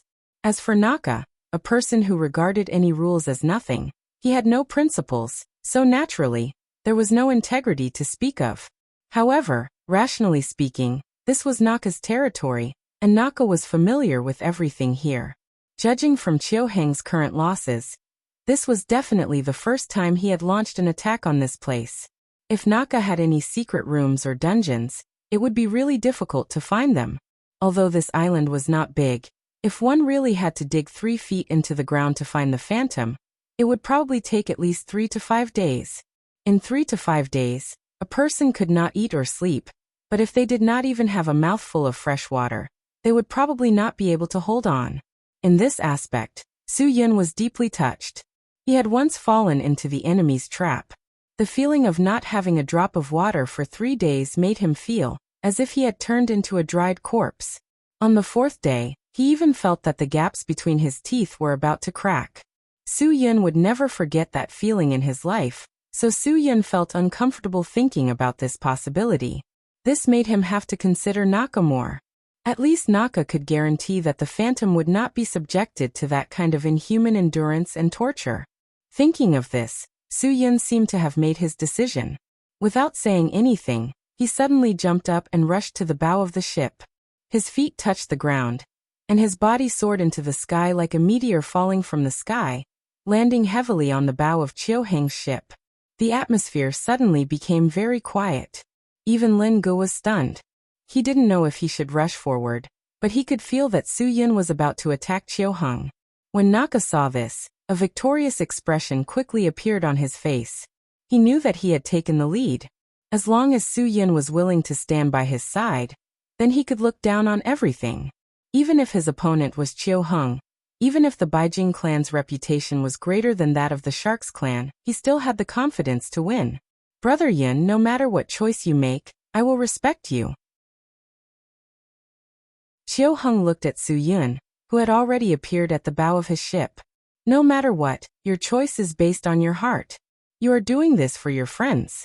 I appreciate your loyalty, and this makes me admire you even more. Even if you choose to stand against me today, I will support you. As a person, you must pay attention to righteousness. For Chiu Hung to say this, his awareness was indeed too noble. Emotai watched Su Yun's every move vigilantly. As long as he made any move, he would immediately counterattack. Mr. Su Yun, our captain decided to come here and fight with Naka because of you. What kind of reputation does Naka have? What kind of reputation does our captain have? You can ask around in the Pacific Ocean. Hearing the other party's slander, Naka was naturally unwilling. Emotai, who do you think you are?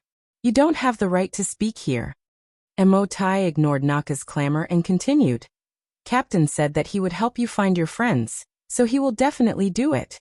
But Naka said that he would let them go, so will he be able to do it? You have to think about it carefully. Su Yun, do it. Kill Chiu Hung, and I'll let you leave with your friends immediately. Naka couldn't tolerate it any longer. Who knew what else Emotai would say? As a Muay Thai expert, Naka's explosive power couldn't be underestimated. He rushed to the bow of the ship and used his aura to lead the aura of all his subordinates. He wanted to rush directly to the Beluga Whale Regiment's battleship and take Emotai's head. Yes, Naka wasn't confident that he could easily take Chiu Hung's head. If he wanted to kill Chiu Hung, he needed Su Yun to make a move first, and then he would wait for an opportunity to move. Only in this way would he have a 100% chance and confidence to take Chiu Hung's head. But what Naka never expected was that things would change after he jumped high. The moment he jumped behind Su Yun had already turned around and attacked. His target wasn't Chiu Hung, but himself. Naka quickly raised his arms to block. The huge impact still caused him to slide back 2 meters. If he hadn't been trained since childhood, his arms would have been crippled by Su Yun's feet. Naka shook his numb arms and glared at Su Yun with his triangular eyes. Seeing this, Lin Gu also used Autumn Wind Sweeps the Fallen Leaves to sweep away several people around him, gaining the upper hand. Chiu Hung, who was relieved, waved his hand and Emotai led his men to swarm towards Naka's battleship. This was no longer a situation that Naka could control. Although his men were also very brave, they lacked talents like Lin Gu and Emotai. Su Yun, what do you mean? Have you thought about the consequences of your actions? Naka didn't want to fight with Su Yun. Even so, he still didn't want to fall out with Su Yun. It wasn't that he was afraid, but if he fell out with Su Yun, it would mean giving Chiu Hung a chance. If he were to face Su Yun alone, he still had a little confidence. But if he were to face Su Yun and Chiu Hung together, he really didn't have a chance at all. Su Yun's strength still needed to be estimated in Naka's eyes, but the head on Chiu Hung's head was worth 77 million. It was not much different from the head of the Hunter School's #1 instructor, Zhui Mingdong Fong, who was worth 80 million. He didn't even have the possibility to deal with Chiu Hung alone. How could he push out such a powerful helper like Su Yun? If you help him, I can promise you that you will never see that Shadow Clan woman again in your life. Naka's voice was a little hysterical because he had already heard the painful roars of his men being beaten. Su Yun said expressionlessly, I hate it when people threaten me. Especially when they threaten me with the people I care about. Naka, there's a saying in Huaxia. A dragon has a reverse scale that cannot be touched. Do you understand? I don't know what you're talking about, but if you really have the guts, then have a one-on-one duel with me. Naka said. Chiu Hung suddenly came behind Su Yun and sneered at Naka. Naka, do we still need to pay attention to a duel with you? Chiu Hung, you and I both know that pirates have pirate rules. If you're a man, then have a one-on-one duel with me. Naka said, the winner takes all. Su Yun, do you dare? Are you worthy of talking about pirate rules? Chiu Hung said disdainfully. When did you follow pirate rules? Now you're thinking about pirate rules in order to save your life? But I don't want to talk about pirate rules with you now. Besides, Su Yun is not a pirate. Naka was angry, but he had nowhere to vent his anger. One-on-one. Su Yun's mouth revealed an evil smile. Okay, I promise you. I also like this kind of upright duel between men. Hearing this, Naka instantly surged.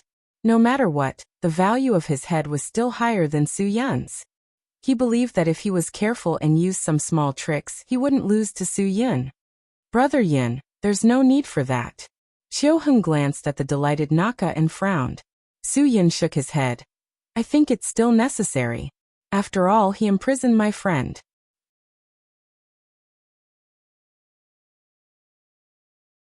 Chapter 1645. Before he could finish his sentence, a strong gust of wind came from behind Su Yun. Although Naka did not dare to fight the two of them head-on, he still had a chance to fight with his life in the face of Su Yun's unilateral threat. If he could control Su Yun, he could at least force the other party to withdraw. If Qiu Heng wanted to pretend to be a good person, then he would let him pretend to the end. The more he thought about it, the angrier Naka became. He directly turned around and attacked Su Yun with his whip and hammer.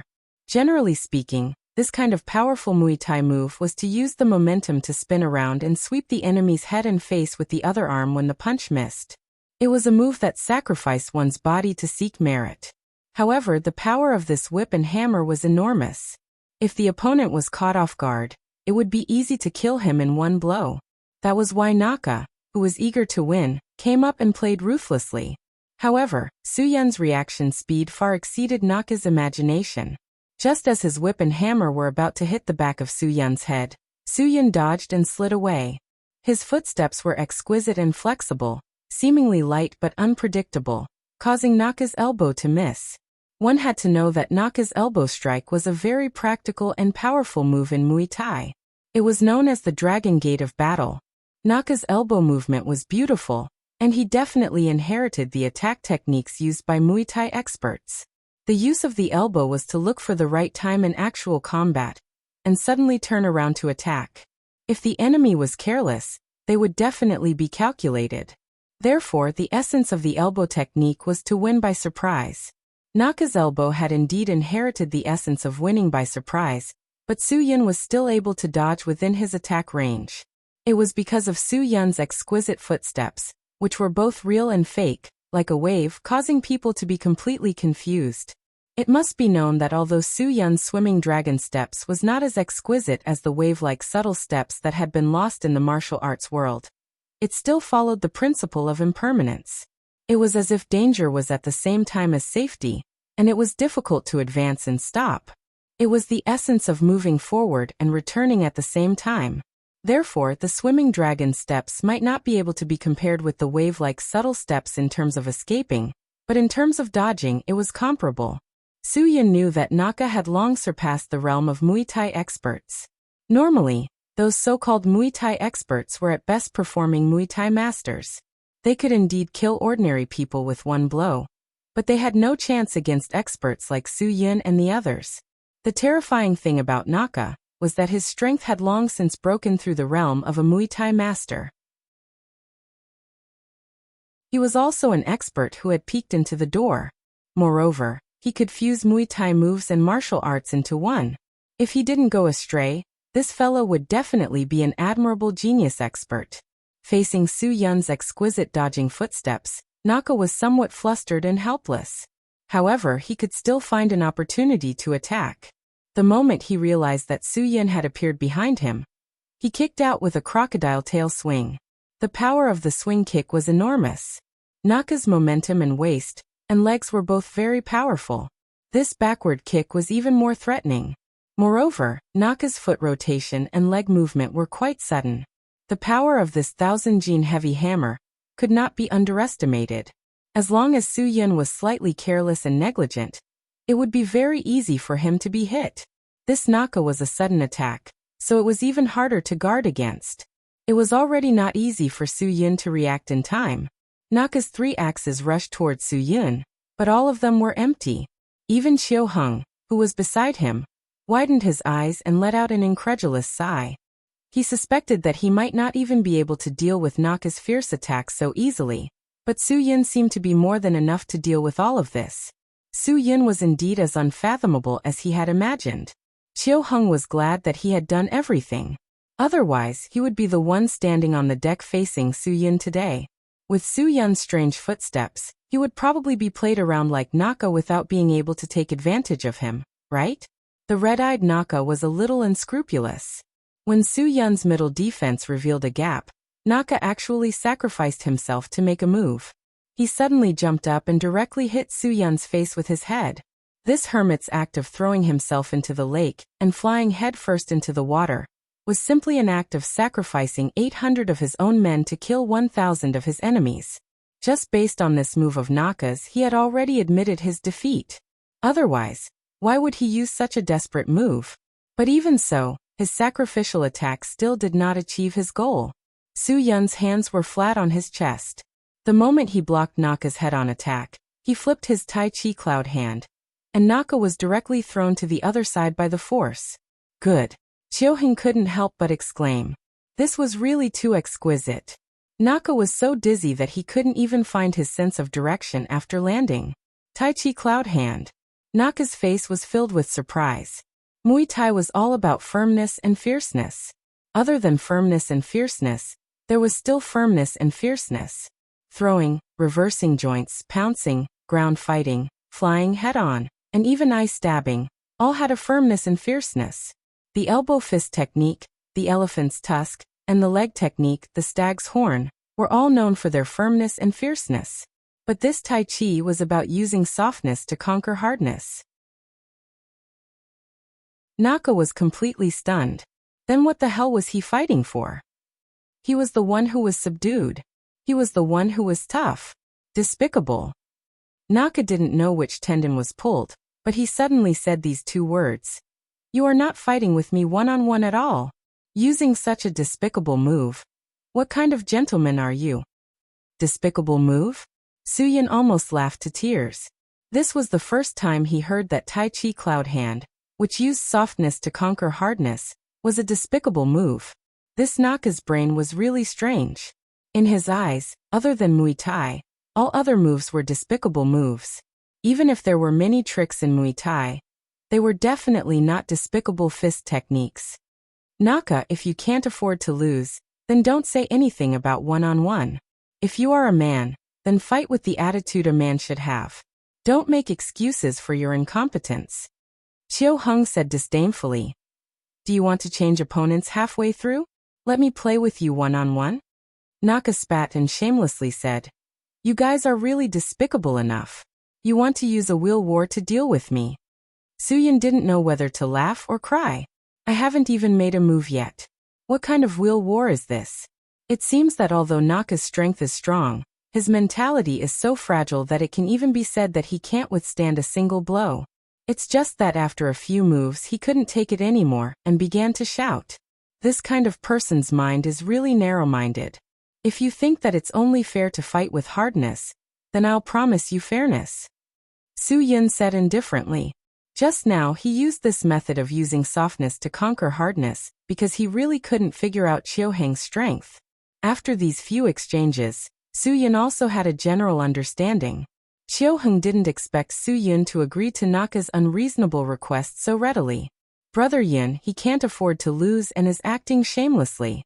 Since he doesn't accept the method of using softness to conquer hardness, then I can only use hardness to conquer hardness. Su Yun smiled slightly. I like to make others accept their defeat wholeheartedly. Chioheng smiled bitterly. This Su Yun really made him unable to understand. However, now he was even more curious. It seemed that his biggest threat in the Pacific Ocean, Naka, was really not a worthy opponent in Su Yun's eyes. Hearing that Su Yun still wanted to use strength to overcome strength, Naka, who had always been fierce in his moves, immediately turned red. This feeling of being looked down upon was really not good. Then let's give it a try. Let's see if your fist is harder, or if my fist is harder. As soon as he finished speaking, Naka suddenly jumped up. He raised his elbows in the air, and used the momentum of his body to smash down on Su Yun's head. This was the war elephant tusk in Muay Thai. It was an extremely dangerous elbow move. Once it hit the opponent, it could easily kill them.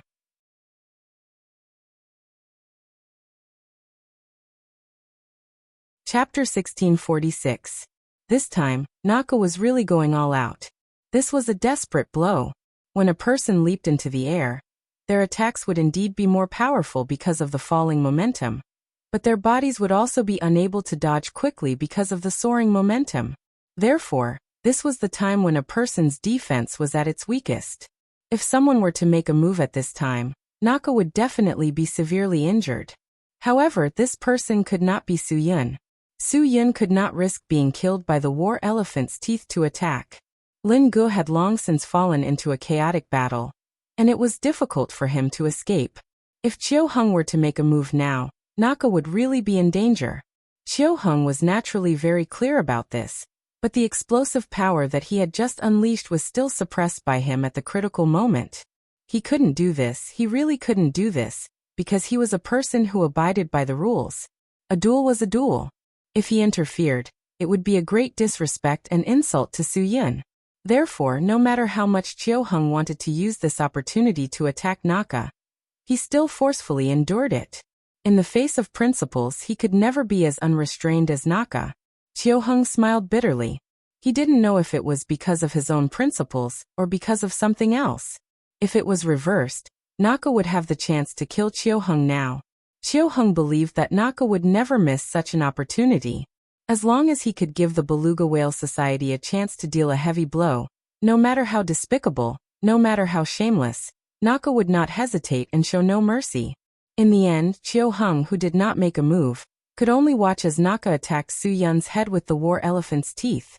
In fact, if Su Yun wanted to resolve this move, it would not be too difficult.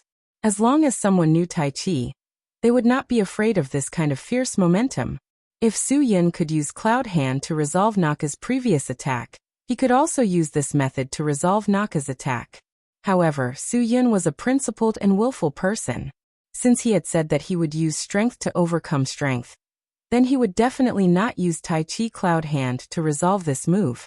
Even though Naka had used his body to sink and his strength had reached its limit, Su Yun believed that he could withstand it based on his previous judgment of his strength. Su Yun took a horse stance and took root in his lower body. If he wanted to use strength to overcome strength, then he would have to use the strongest fist technique. Literature has the Taiji to bring peace to the world. Martial arts has the 8 extremes to stabilize the universe. Since Tai Chi could not convince Naka wholeheartedly, then Su Yun would use this fierce and crisp Baji fist to fight him.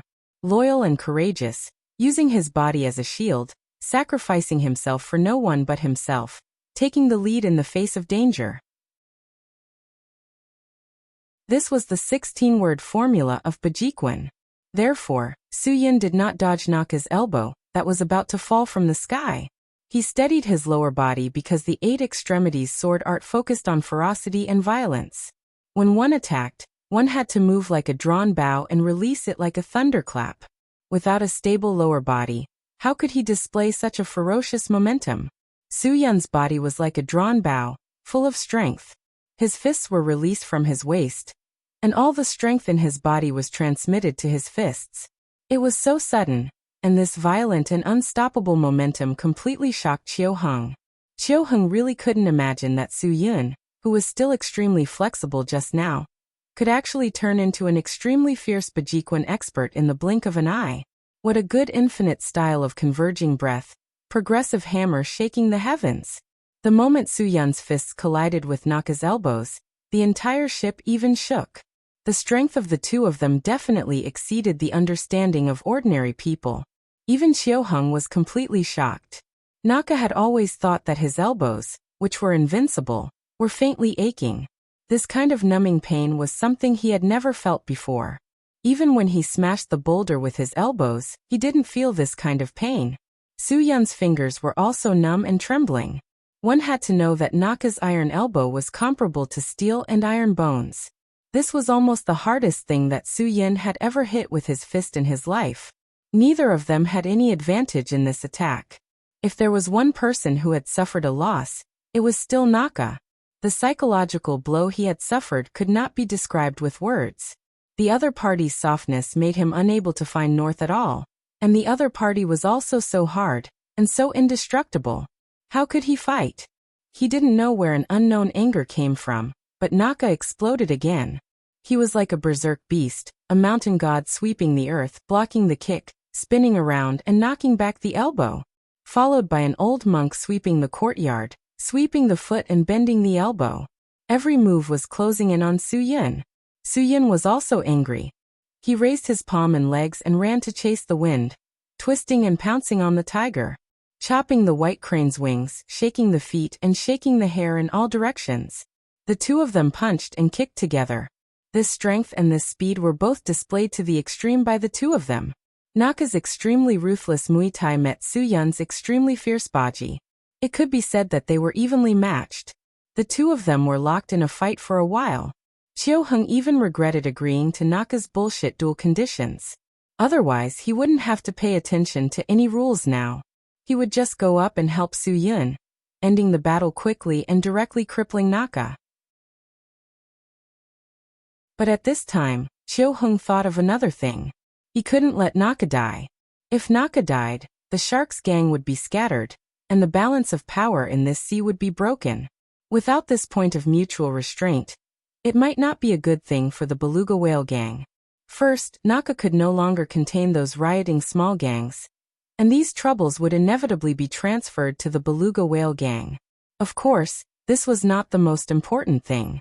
Another important reason was that once Naka's sharks gang was gone, wouldn't the beluga whale gang stand out from the rest of the ancient Magpie World's hunters? When the ancient Magpie World's people started to attack them, their beluga whale gang would inevitably fall into the same situation as the sharks gang. They always wanted to develop, but were always restricted. The beluga whale gang, who followed the old pirate rules, didn't have it easy to recruit new blood.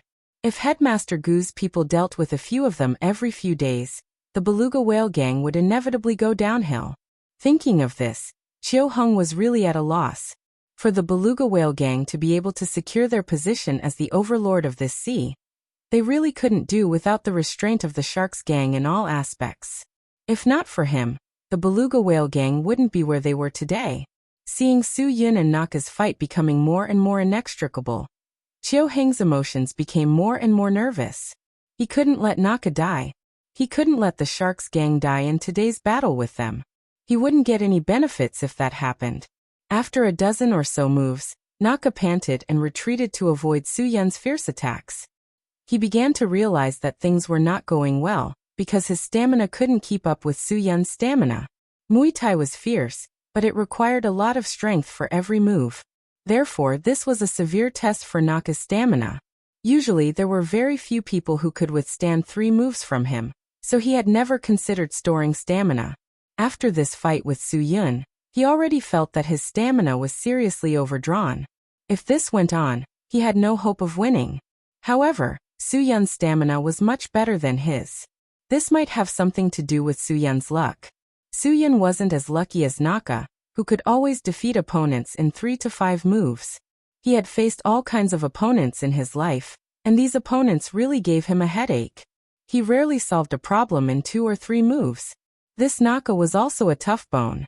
Su-yun couldn't say anything. If he knew that this bone was so tough, he wouldn't have played with this tough bone.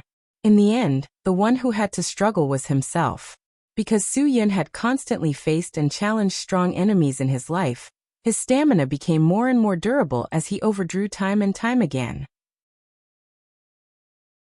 Just like the dozen or so moves that Naka had made, although each move was fierce, he still had a certain amount of stamina left.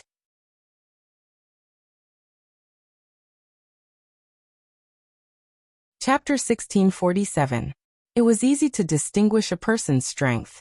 When physical strength became the deciding factor for success or failure, it was by no means luck. This was just like the Super Bowl, the World Cup, the American Professional Basketball League, and other sports competitions. Physical strength was an important factor that definitely affected the final critical moment. Without stamina, even if they did manage to shoot at the last moment, it would only be 8 feet away from the goal. What was the use of that? It was just like Chinese football. Each and every one of the team members looked as if they had played the whole night. Their bodies were weak, and they did not know how to position themselves on the field. They walked around like idiots. Could they become a strong team? No matter how good the technique was, no matter how strong the ability was, no matter how accurate the shot was, it still required physical strength. This was even more true for martial artists. However, Naka's physical strength was his biggest weakness. This weakness was not because of his laziness, but more because of his talent in Muay Thai. It was because of his talent in Muay Thai that his physical strength could not keep up. There were many fatal moves in Muay Thai, such as the war elephant's teeth that Naka used just now, the hermit throwing himself into the lake, and the stag's horn, catfish's sting, monkey soaring, and so on. Not every person who practiced Muay Thai could use them in actual combat. However, Naka was talented in this area. His personal ability was definitely a genius among Muay Thai fighters. He could learn these difficult moves in the blink of an eye. It was because these fatal moves were quite simple and skillful in his hands that he could defeat his opponent in a short period of time every time he fought with him. Because he could defeat his opponent in a short period of time every time, Naka began to have his own ideas. He suddenly felt that as a person who practiced Muay Thai, physical strength didn't matter at all. The most important thing was explosive power. As long as he had enough explosive power, he would be invincible. This idea did give Naka confidence to a certain extent. His increasingly powerful explosive power made it harder and harder for him to meet an opponent. His fatal move could often kill in one blow. Even if he met someone of similar strength, after 3 moves, it would still make people tremble without fighting. This was why Chiu Hung was worried about Su Yin when he saw Naka start to make a move. It was indeed scary enough. Even an expert at Chiu Hung's level would not want to take the first 3 blows from him. It was too sinister, too vicious. As for the later part, Naka became more and more powerless. What was worse was that Su Yin's fighting style was even more deadly. Every move and every style was still strong and fierce, forcing Naka to have no power to resist. The fierce nature of Bajiquan was fully displayed. This series of attacks made Naka completely unable to bear it. Just as Naka retreated and finally dodged Su Yin's attack, Chiu Hung found an opportunity to stand up and speak. He seemed to want to humiliate Naka, but in fact he stopped Su Yin from continuing to attack Naka to a certain extent. Naka, you've already lost. What else is there to say? Do you really want to continue humiliating yourself? Since Chiu Hung stood up, Su Yin couldn't not give him face and could only stop. Chiu Hung sneered and looked at Naka. How about we make a deal for the sake of not interfering with each other for so many years? Naka also knew that he would lose if this continued. As long as he could save his life, it would be best if he could make a deal. Captain Chiu, today's matter is ruthless. How much money do you want? Just say it. Talking about money will hurt feelings. Let's not talk about money, Chiu Hung said. I don't need to repeat what my brother Yun's purpose is. You know it very well. I'll give you a person. Hand over my brother Yun's friend. Today's matter will be written off. The brothers of the Baijing clan will never make a move again. Your people, your money, I won't take a single cent. Is this a good deal for you? This deal was really suitable. Naka was startled. He really did not expect that Chiu Hung would not use this opportunity to kill him directly. Since he was not going to kill him, he could only blame himself for not knowing how to seize the opportunity. As long as I agree, you will take your people and leave immediately? Naka tried to determine Chiu Hung's intentions. Chiu Hung nodded. Suddenly, he raised his gun and fired a shot. Everyone from the Baijing clan stopped what they were doing. Even Lin Gu was unsure if he should continue kicking the bastard in front of him. But seeing Naka's sorry state, Lin Gu knew that he was not Su Yin's opponent. It was not that Su Yin did not have a chance to kill him. Although Naka was powerful enough, he was not a match for an expert who had reached the profound world realm. Su Yin kept him alive for Phantom's sake. Now that Chiu Hung had considered this point, Su Yin heaved a sigh of relief. Regardless of whether Chiu Hung's purpose was to maintain the balance of power in the sea region, if he really destroyed the Sharks clan in one go, there was nothing wrong with that. But if that was the case, they might really have to spend 3 to 5 days to find Phantom. Now that Chiu Hung had put forward this condition, Su Yin was still very much in favor of it. At least this way, he would not have to worry about Phantom. As for what would happen to Naka in the future, Su Yin was too lazy to care. People like Naka deserved to die, but whether he was killed or not, it would not change the situation here. The pirates in the Pacific Ocean were a mix of fish and dragons. Even if he killed Naka today, there would be a guy even more ruthless than Naka who would continue to create a gang like the Sharks clan. At that time, it would still be a scourge of this place. This was like a weed that could not be burned out no matter how hard it was burned.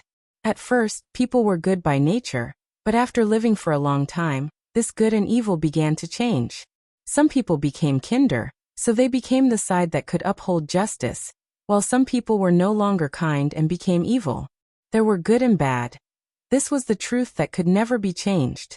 Su Yun was no longer the Su Yun of the past. He would naively think that as long as he killed, he could kill all the bad guys in the world. One had to know that the bad guys in the world could not be killed. They could never be killed. You earn more in this deal.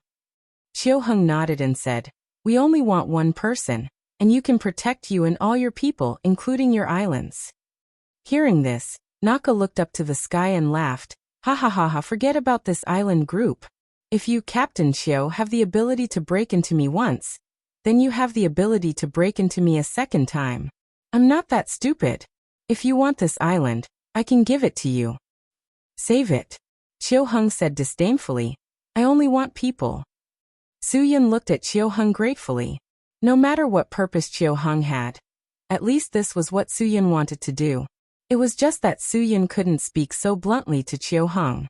Chiu Hung once again made him owe him a favor. "Good. I'll go release him now. From now on, we won't interfere with each other's business." Naka gritted his teeth. This was a result that Su Yun wanted to see the most. After Naka left, Su Yun finally thanked Chiu Hung. "Captain Chiu, I'll have to trouble you again. This has nothing to do with me. You were the one who personally beat him up." Chiu Hung said, "Brother Yun, I know what you're thinking. In fact, you had many opportunities to kill Naka directly, but you didn't do it. I understand, you're not just thinking about your friends, you must have also thought about me. You don't want to break the balance of this sea, do you?" Su Yun smiled and did not answer Chiu Hung's question. However, Chiu Hung himself understood that with Su Yun's intelligence, he would definitely be able to think of this. Rather than saying that he was giving Su Yun a favor, it would be better to say that Su Yun was also quietly returning a big favor to him.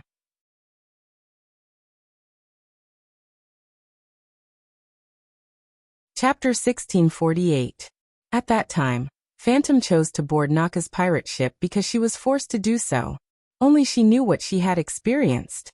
If she didn't find a place to rest and recuperate, what awaited her would be death. At that time, Phantom had no choice. This was the only path. However, because Naka's ship was a pirate ship, Phantom was still very vigilant. After boarding the ship, she used her innate concealment skills to hide in a place where no one could find her. This really puzzled everyone on Naka's ship. She disappeared after a meal, and she didn't even take away her boat. Could it be that she jumped into the sea? This matter also puzzled Naka for a long time, but it was already in the past, and they quickly forgot about it. However, when Naka and the others docked the next day, Phantom appeared again. Only then did Naka realize that this person had actually been on the ship all this time. It seemed that he was deliberately hiding, and had some concerns about them. Having this ability is also an ability. Naka appreciated it very much.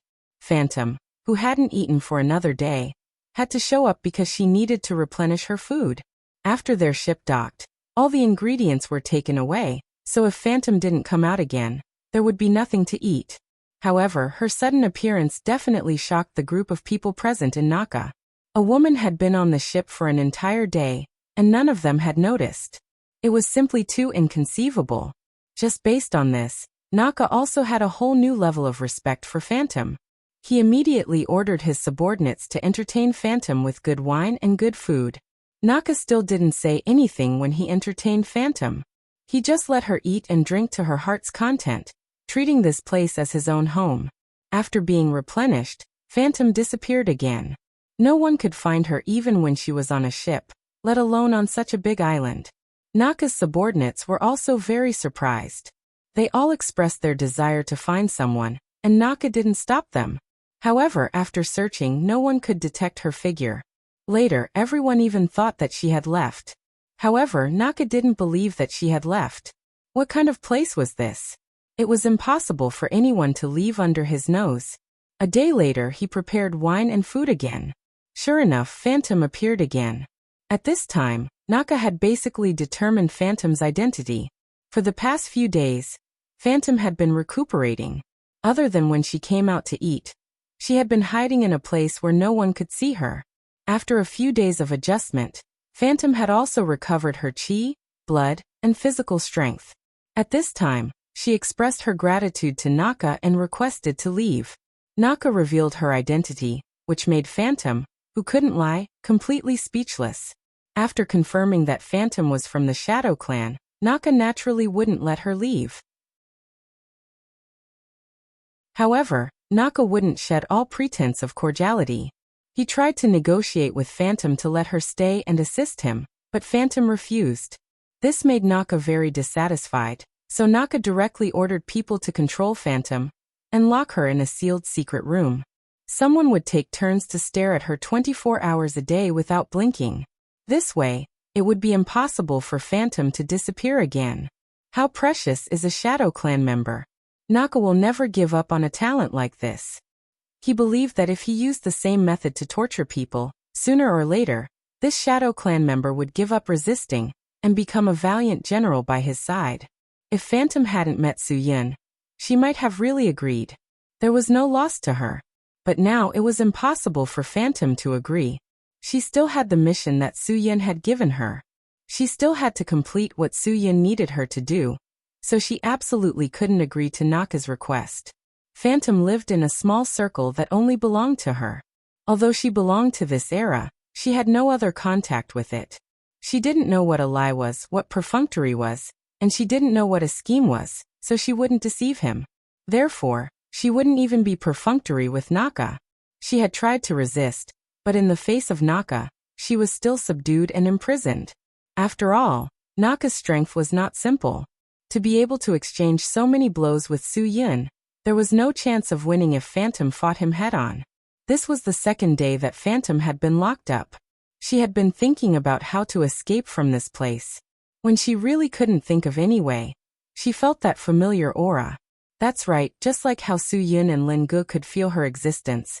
She could clearly feel the appearance of Su Yun and Lin Gu. Phantom instantly became enlightened. She never thought that Su Yun and Lin Gu would actually appear here. Finally, the secret room was opened, and Naka personally unlocked Phantom's shackles and handcuffs. He was reluctant to part with this Shadow Clan member, but if he used her in exchange for the shark's calamity today, Naka still had nothing to struggle about. Although I've been imprisoning you for the past 2 days, that's because I had no choice. I just wanted you to join me, Naka said. But now that someone is looking for you, I don't have the ability to keep you. But to be honest, I've always treated you well, haven't I? Phantom didn't say anything, and her eyes were empty, as if there was nothing in them. Forget it. Naka sighed. Just pretend I didn't say anything. If you hate me, your friend is outside. If he wants to change his mind, he can kill me at any time. He won't. Phantom turned around and left after saying this. This was her reward for Naka's hospitality. No matter what, at least Phantom didn't bite the hand that fed her. Naka had helped her, but he had also locked her up, so they were even. Phantom wasn't an overbearing person, and Su Yun wasn't an overbearing person either. Even if Naka was a bastard, even if he did it unintentionally, or if he had other motives, he had still helped Phantom when she was in danger. Just based on this, Su Yun would definitely leave Naka a way out, not to mention there were other reasons.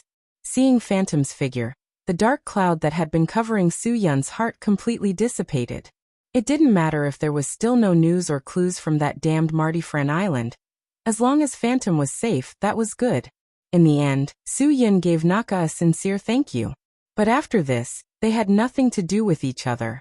If he were to encounter Naka again, Su Yun would definitely not show mercy.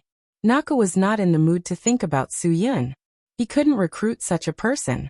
Even if he did, he would have the ability to overpower his master.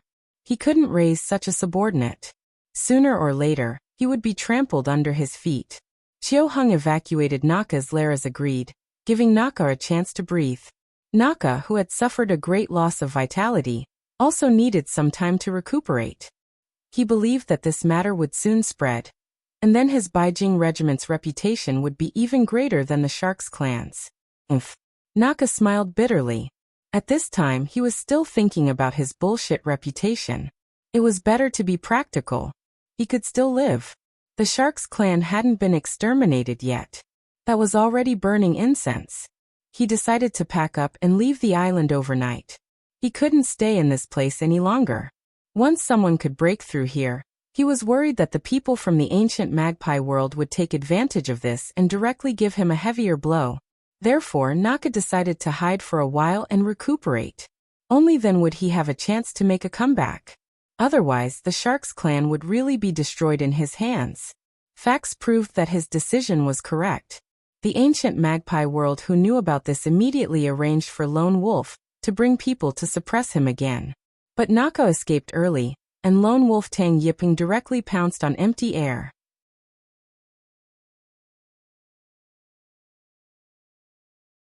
Chapter 1649. To be able to find Phantom, Su Yin and Lin Ge did not waste half a month of their time. Although Phantom did not bring Su Yin any clues about Marty Franz Island, Su Yin still felt very fortunate. Indeed, at least they still had Phantom. After the battle between the Beluga clan and the Sharks, although they did not completely wipe out the Sharks, they still shocked the world. Everyone knew who the pirate king of the Pacific Ocean was. Whether they were convinced or not was one thing, but whether they dared to touch it was another. Wherever the Beluga clan's flag went, the pirates there would obediently lie down. Even the Sharks were a tough nut to crack. Who else could not be bitten by Chiu Hung? Naturally, no one was willing to look for trouble. Most of the time, people hoped that they could get more, and Chiu Hung was no exception. However, Chiu Hung was a sensible person. He knew how to control his greed. Although he had spent a lot of energy and money because of Su Yun, and lost a dozen brothers because of helping Su Yun save people, Chiu Hung still stopped recruiting Su Yun. In the battle between Su Yun and Naka, Chiu Hung could see how terrifying Su Yun's strength was. He was very sure that he was not Su Yun's opponent. Moreover, he felt that even Dongfang Fan, the #1 warrior under Headmaster Gu of the Hunter School, might not necessarily be Su Yun's opponent. The battle between Su Yun and Naka also made Su Yun famous. His value went from a bounty of 60 million to 75 million. Although Su Yun's bounty of $75 million was less than Chiu Hung's of $77 million, Chiu Hung firmly believed that Su Yun's strength was definitely higher than Dongfang Fan's, who was worth $80 million. Of course, these were all things that Chiu Hung understood in his heart. For such a person, Chiu Hung understood that even if he wanted to recruit him, he would not have the strength to do so. Su Yun even had a special temperament, the temperament of a leader. People like him were born to be leaders, and would never be used by anyone. Hence, Chiu Hung gave up on recruiting Su Yun. He gave up on this person who could help him achieve dominance in the Pacific Ocean. So much so that he had once thought that if Su Yun were to establish himself as king, he would even consider joining him and becoming his assistant. This kind of person was born with the temperament of a king. After figuring everything out, Chiu Hung was suddenly enlightened. He had led the Beluga Whale Regiment in the Pacific Ocean for many years, but he had never been able to achieve absolute hegemony. This also made him realize a problem. Perhaps he could only achieve what he had today because he was not a man who could become a king. Su Yun was very grateful for everything that Chiu Hung had done for him, especially when he had asked to leave. Chiu Hung had sincerely sent him off as a friend. This was what Su Yun was most grateful for. Although the two of them were not on the same path and did not share the same values, Su Yun would still treat Chiu Hung as a friend. Perhaps this was the feeling of friendship between gentlemen being as indifferent as water. In fact, friends were not that difficult to understand. Different people had different definitions of friends. Su Yun and Chiu Hung did not have much of a friendship, but to a certain extent, this kind of friendship was far more than many people who had known each other for many years. Many young people thought that a group of buddies who secretly skipped class and took turns smoking in the toilet were friends. A group of people who carried bricks and machetes to fight together were friends. A group of people who went to bars in the middle of the night and drank until they had a hangover, and then brought a girl with no self-respect to her to have sex were friends. Of course, these were friends, but they were not real friends. They were all doing bad things under the banner of loyalty that no one dared to do alone. Only those who could stand up for you at a critical moment were friends. However, this was on the premise that they would stand up and do something that would help you. If someone shot you, those who dared to take the bullet for you were friends. However, those who held a gun for you were not friends. A real friend would not do anything that might be disadvantageous to you. Everything that Chiu Hung did for Su Yun, not only did he consider Su Yun, but he also considered himself. Everything he did was for everyone to have a better outcome and answer, so he was definitely a qualified friend. Lin Ge also thought highly of Chiu Hung. He felt that if Chiu Hung continued like this, with the accumulation of time, he would definitely become a white-haired old man in the Pacific Ocean. Chiu Hung really did not dare to accept Lin Ge's words. A white-haired old man was a mythical existence to the pirates of today and in the future. After bidding farewell to Chiu Hung, Su Yun and Lin Ge brought Phantom back to Hawaii. Phantom still did not like to meet people. After arriving at the hotel, Phantom did not speak much. She knew that Su Yun and Lin Ge had spent a lot of effort to find her. She was very unhappy because she did not find anything after coming to the Pacific Ocean. Even if she had just a little bit of information about Marty Francis Island, she would not be as unhappy as she was now. Su Yun did not leave Hawaii immediately. He wanted to return the mahogany order to Yi Yuan and thank him in person. He wanted Yi Yuan to pass a message back to thank Principal Gu for his help. Moreover, he wanted to talk to Yi Yuan about Chiu Heng's problem. Bu Fifan did not come this time. After all, he was not on vacation at the Hunter Academy. He did not have the right to see his friends and family whenever he wanted. The extreme survival training had already begun. Bu Fifan had already left the hunting island with the rest of the team, following lone wolf Tang Yipeng. However, what Su Yun did not expect was that Yi Yuan was not the only one who came to see him. Even Principal Gu came personally. When Yi Yuan saw Su Yun, he brought him to Principal Gu's suite. Su Yun was quite surprised. Gu Magpie Jie was much younger than he had imagined. After all, this person was from the same era as his godfather, Zhang Taisui. Even if he was younger, he could not be younger than 8 or 10 years. Young, truly too young. This was Su Yun's first impression of the ancient magpie world. The person standing next to Gu Magpie Jie had an extraordinary aura. After Yi Yuan's introduction, Su Yun knew that he was the famous #1 instructor of the Hunter Academy, Zhui Ming Dongfang Fan. Although Su Yun couldn't say that he was flattered by their arrival, he really felt that he couldn't accept it. Principal Gu, Instructor Zhui Ming, Brother Yi Yuan, Su Yun is truly grateful to have received so much help from all of you. As Su Yun spoke, he took out the mahogany token and handed it over with both hands. In the future, if there's anything you need me to do, as long as it's within my capabilities, I'll definitely be at your beck and call. We really didn't help you much. Gu Magpie Jie did not seem to be arrogant. He smiled and said, with my relationship with Elder Taisui, there are too many things that I should help you with. Principal Gu, please don't say that. Su Yun was startled. Gu Magpie Jie said that, but he did not feel guilty at all. There's nothing that I can't say. I feel that with my identity and my relationship with Elder Taisui, I should help you, but my personality doesn't allow me to do so. The more it's like this, the more I can't help you. This is because I believe that Elder Taisui's godson has the ability to deal with these trivial matters. As expected of the principal of the Hunter Academy, Su Yun smiled. Principal Gu, I realize that your personality is very similar to Elder Taisui's. Otherwise, how can we be brothers? Gu Magpie Jie laughed. Ha ha ha kid, your performance has far exceeded my expectations.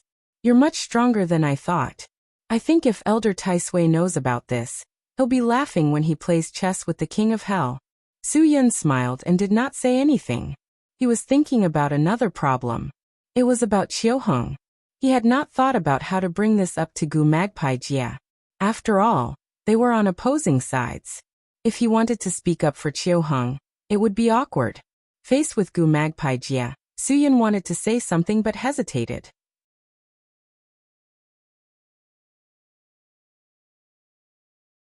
Chapter 1650. Gu Magpie Jie, who had seen countless people, could naturally see Su-yun's hesitation. He decided to break the deadlock. Su-yun, if you have something to say, just say it. As an elder, I'm a straightforward person. If there's anything you need me to do, don't hesitate to ask. Principal Gu, there are some things that I really don't know if I should say, Su-yun said. After all, we all have different standpoints, so we see things differently. What I'm about to say may only be from my point of view. You might think it's unreasonable, so I don't know if I should say it or not. Gu Magpie Jie smiled. There's no harm in saying it. We're already so old. How can we not understand what you're saying? For example, at your age, you think girls are beautiful, but at my age I think mature women are more charming. At Xue Ming's age, he should be more appreciative of young women. This is what it means to see things from different standpoints. I still understand such a simple principle. Don't worry, there's no harm in saying it. Principal, why are you dragging me into this?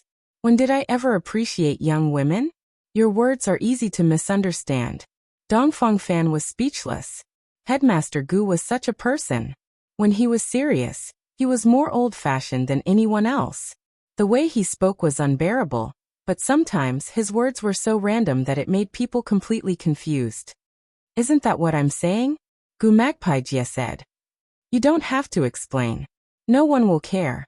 The more you explain, the more I'll think that you're guilty. Dongfang Fan was speechless. Yi Yuan, who was at the side, was so happy that he couldn't close his mouth. It was not easy to see Principal Gu make a joke. He really enjoyed this kind of atmosphere. Su-yun's mind was filled with thoughts about how to talk about Chiu Hung, so he didn't get the chance to laugh. Since Gu Magpie Jie had said so, if he didn't say anything, it would seem too pretentious. He might as well grit his teeth and say it. Headmaster Gu, what kind of pirate gang do you think the Beluga clan is? Su-yun asked bluntly. Gu Magpie stopped joking, and his expression became serious. He wouldn't joke about the pirates of the Pacific Ocean. Since you said that they are a pirate gang, then of course they are a criminal gang that does illegal things to survive. Su-yun frowned. But I think they're different from the other gangs. Su-yun, I've heard of your experiences at sea. Many pirate leaders have sought you out, and they all have the same goal, to recruit you. Gu Magpie Jie continued. I'm sure Chiu Hung is the same. Let me put it this way. Chiu Hung is the most scheming pirate leader I know. Su-yun was stunned. Judging from the ancient Magpie Realm's words, he had a certain understanding of Chiu Hung. I've heard that Chiu Hung helped you, Gu Magpie Jie said. Ancient Magpie World said. It's normal for you to have some friendship. You don't have to feel uncomfortable because of your friendship with a pirate. Really, I understand. Su-yun realized that Gu Magpie Jie had misunderstood him. Headmaster Gu, that's not what I meant. I agree with you. There are no boundaries when it comes to making friends. If there are too many rules, then we can't be friends. Ancient Magpie Realm gave a soft, oh before looking up at Su-yun. Then your consciousness is, hehehe, I think I understand. Headmaster Gu, I really think that Chiu Heng's Beluga clan is different from the other pirates, Su-yun said. Gu Magpie Jie told him very clearly. Then let me tell you. In the whole world, other than the white-haired old man's pirate gang, no one is different from the others. Su-yun was surprised. Gu Magpie Jie also knew about the white-haired old man. Of all the pirates in the world, only the white-haired old man's pirate ships rob smugglers of their goods, Gu Magpie Jie said. As long as they have harmed ordinary people, they belong to the same category. Su-yun agreed. But Chiu Hung has robbed corrupt officials most of the time. Moreover, he only wants money, not lives. This is completely different from the sharks and other pirate gangs. But he has also harmed ordinary people, Gu Magpie Jie said. Indeed, he only wants money and not lives. But he is still a pirate. What do you think? Oh. Su-yun didn't say anything. Gu Magpie Jie continued. Actually, I've always thought highly of Chiu Heng's Beluga clan because he has never harmed anyone. That's why I've been dealing with pirate gangs like the Sharks and turned a blind eye to Chiu Heng's actions. Do you understand what I mean? You mean to say that Chiu Hung is indeed different from the others, so you won't touch him? Su-yun asked. Of course not. It's because I don't have enough energy to deal with him, Gu Magpie Jie said. If I had enough energy, if I had a few more brats like you under my command, I would definitely touch him. The only reason I've turned a blind eye to him is because I don't have enough energy. I'm sure he knows this as well. Su Yun really admired Gu Magpie Jie's straightforwardness. This kind of person was really straightforward. Su Yun, there's one thing I think you should understand, Gu Magpie Jie said. Why didn't Qiu Heng destroy the sharks with your help? You've considered this question before, right? Tell me the truth. Su Yun nodded. Yes, I did consider this. I believe that if the sharks were really destroyed, you would be able to focus most of your energy on dealing with the Beluga clan. Gu Magpie Jie laughed. So, in order to return Qiu Heng a favor, you went along with his wishes and gave the sharks a chance to breathe. Headmaster Gu, I think that even if the sharks were destroyed today, there would still be another powerful shark clan. Tomorrow, another gang similar to the sharks will rise again. This is something that is bound to happen in a region. Everything has a balance. Su Yun said. That's why I did it according to my own ideas. Gu Magpie Jie still had a smile on his face. You know, I'm very pleased that you did this according to your own ideas. You didn't do this because you were bewitched by Qiu Heng. Ha ha ha, you have your own ideas. Good good. As expected of a good brat. This Gu Magpie Jie was really. Su Yun smiled helplessly. In short, I just wanted to express my opinion. Headmaster Gu, as I said at the beginning, we have different standpoints, so we might see different things and do different things. That's right. I admit that. Gu Magpie Jie said. But since you've spoken, I'll give you face. As long as Qiu Heng doesn't do anything out of line, I won't make things difficult for him. But if he does something out of line, I won't give him any face. Are you satisfied with this? Su Yun smiled embarrassedly. He didn't know what kind of request he had made. Was it laughable, or was it out of line? You're really considerate. Yi Yuan was a little speechless. The headmaster is more considerate than you. Young people shouldn't only look at one side of things. People who walk different paths can't make plans together. It's really strange that you and Qiu Heng can become friends in a sense. Su Yun knew that this was a little strange, but if he didn't say anything, there would always be this little knot in his heart. It had to be untied. If he didn't untie it, he would feel uneasy even when he went back.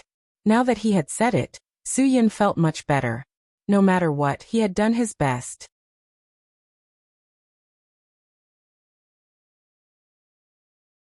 Chapter 1651. Gu Magpie Realm didn't seem to want to ask too much about whether he should forgive Qiu Heng or not. He quickly changed the topic because he had to clarify something else. Your Shadow Clan friend came to this ocean alone and tried to help you accomplish something that should have been impossible. I really admire him. Su Yun lowered his head in self-mockery. This made him feel a little embarrassed. It was because of his miscalculation that Phantom almost got into this kind of trouble. If he and Lin Gu hadn't appeared here and encountered so many things, and if they hadn't met Qiu Heng, they wouldn't have had a chance to find Phantom. If Phantom had been imprisoned on Naka Island alone, she would have had to live a dark life. Thinking of this, Su Yun was a little scared. He really should have stopped Phantom from coming here, but because of his desire for Marty Franz Island, he acquiesced to Phantom's choice. There's something I don't know if I should say, but I still want to ask. Has your Shadow Clan friend helped you find the clues you wanted?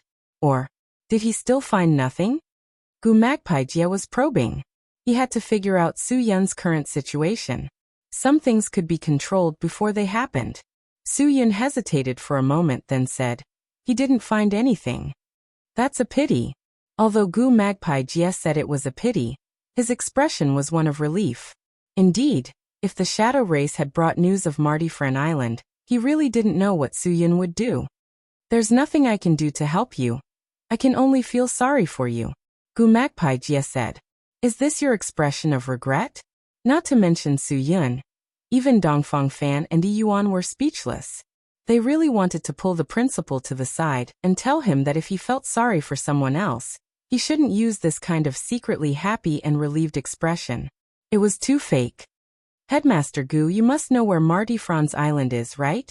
Su Yun suddenly threw the question to the ancient magpie world. I know, but you won't tell me even if I ask you. But if there comes a day when I really have no way out, I will still come and beg you. Gu Magpie was startled. This guy was too straightforward. Zhuo Lingyue had just warned him that if he told Su Yun about the damned Marty Franz Island, she would personally tear down his school. The ancient magpie world believed that Zhuo Lingyue was not joking.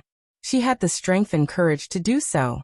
If there was anyone in the world that the ancient magpie world didn't dare to provoke or even think about, it would be this woman who had a combination of courage, strength, and charm. You've already said it so directly. I don't know how to be tactful anymore. Gu Magpie Jia also said bluntly, it doesn't matter when you come to find me, whether you treat me as a friend or as an elder. But if you must ask me about Marty Franz Island, I have only 4 words for you, no comment. Dongfang Fan was speechless. What was wrong with the headmaster today? He usually paid attention to the details when he spoke. If he really wanted to push Su Yun to the brink of death, then he should have just told him that he knew nothing about Marty Franz Island. But what did he say? No comment. What did no comment mean? He was clearly telling Su Yun, I know about Marty Franz Island, but no matter what you ask me, I won't tell you. A Little Dragon's theme song faintly hovered in the air. I have many secrets, I won't tell you, I won't tell you, I won't tell you. How infuriating. Not to mention that Su Yun really wanted to find that place. If Dongfang Fan encountered such a situation, he would have asked for it no matter what. But what shocked Dongfang Fan and Yi Yuan was that Su Yun didn't say much. He still humbly thanked the ancient magpie world, but he didn't say that if he had no comment he would retreat. It seemed that he would definitely come back to visit again. Wait a minute. Dongfang Fan noticed the ancient magpie world's expression again. Looking at the ancient magpie world's expression, he felt that it was strange. Could it be that although the ancient magpie world's words were so harsh, he didn't think so in his heart? He seemed to be looking forward to Su Yun standing in front of him again. Where was the limit of this young man with unlimited potential? This was what the ancient magpie world was most concerned about now. It should be known that although the ancient magpie world wasn't the strongest expert in this world, he had become the person who nurtured the most experts in this world. This was because of his ability to judge people. He could basically judge where a young man's limit was. For example, his capable subordinates, whether it was Dongfang Fan or Yi Yuan, all of them had a peak and a limit of their own strength. Their final achievements were almost the same as the conclusion that the ancient magpie world had given when he first saw them.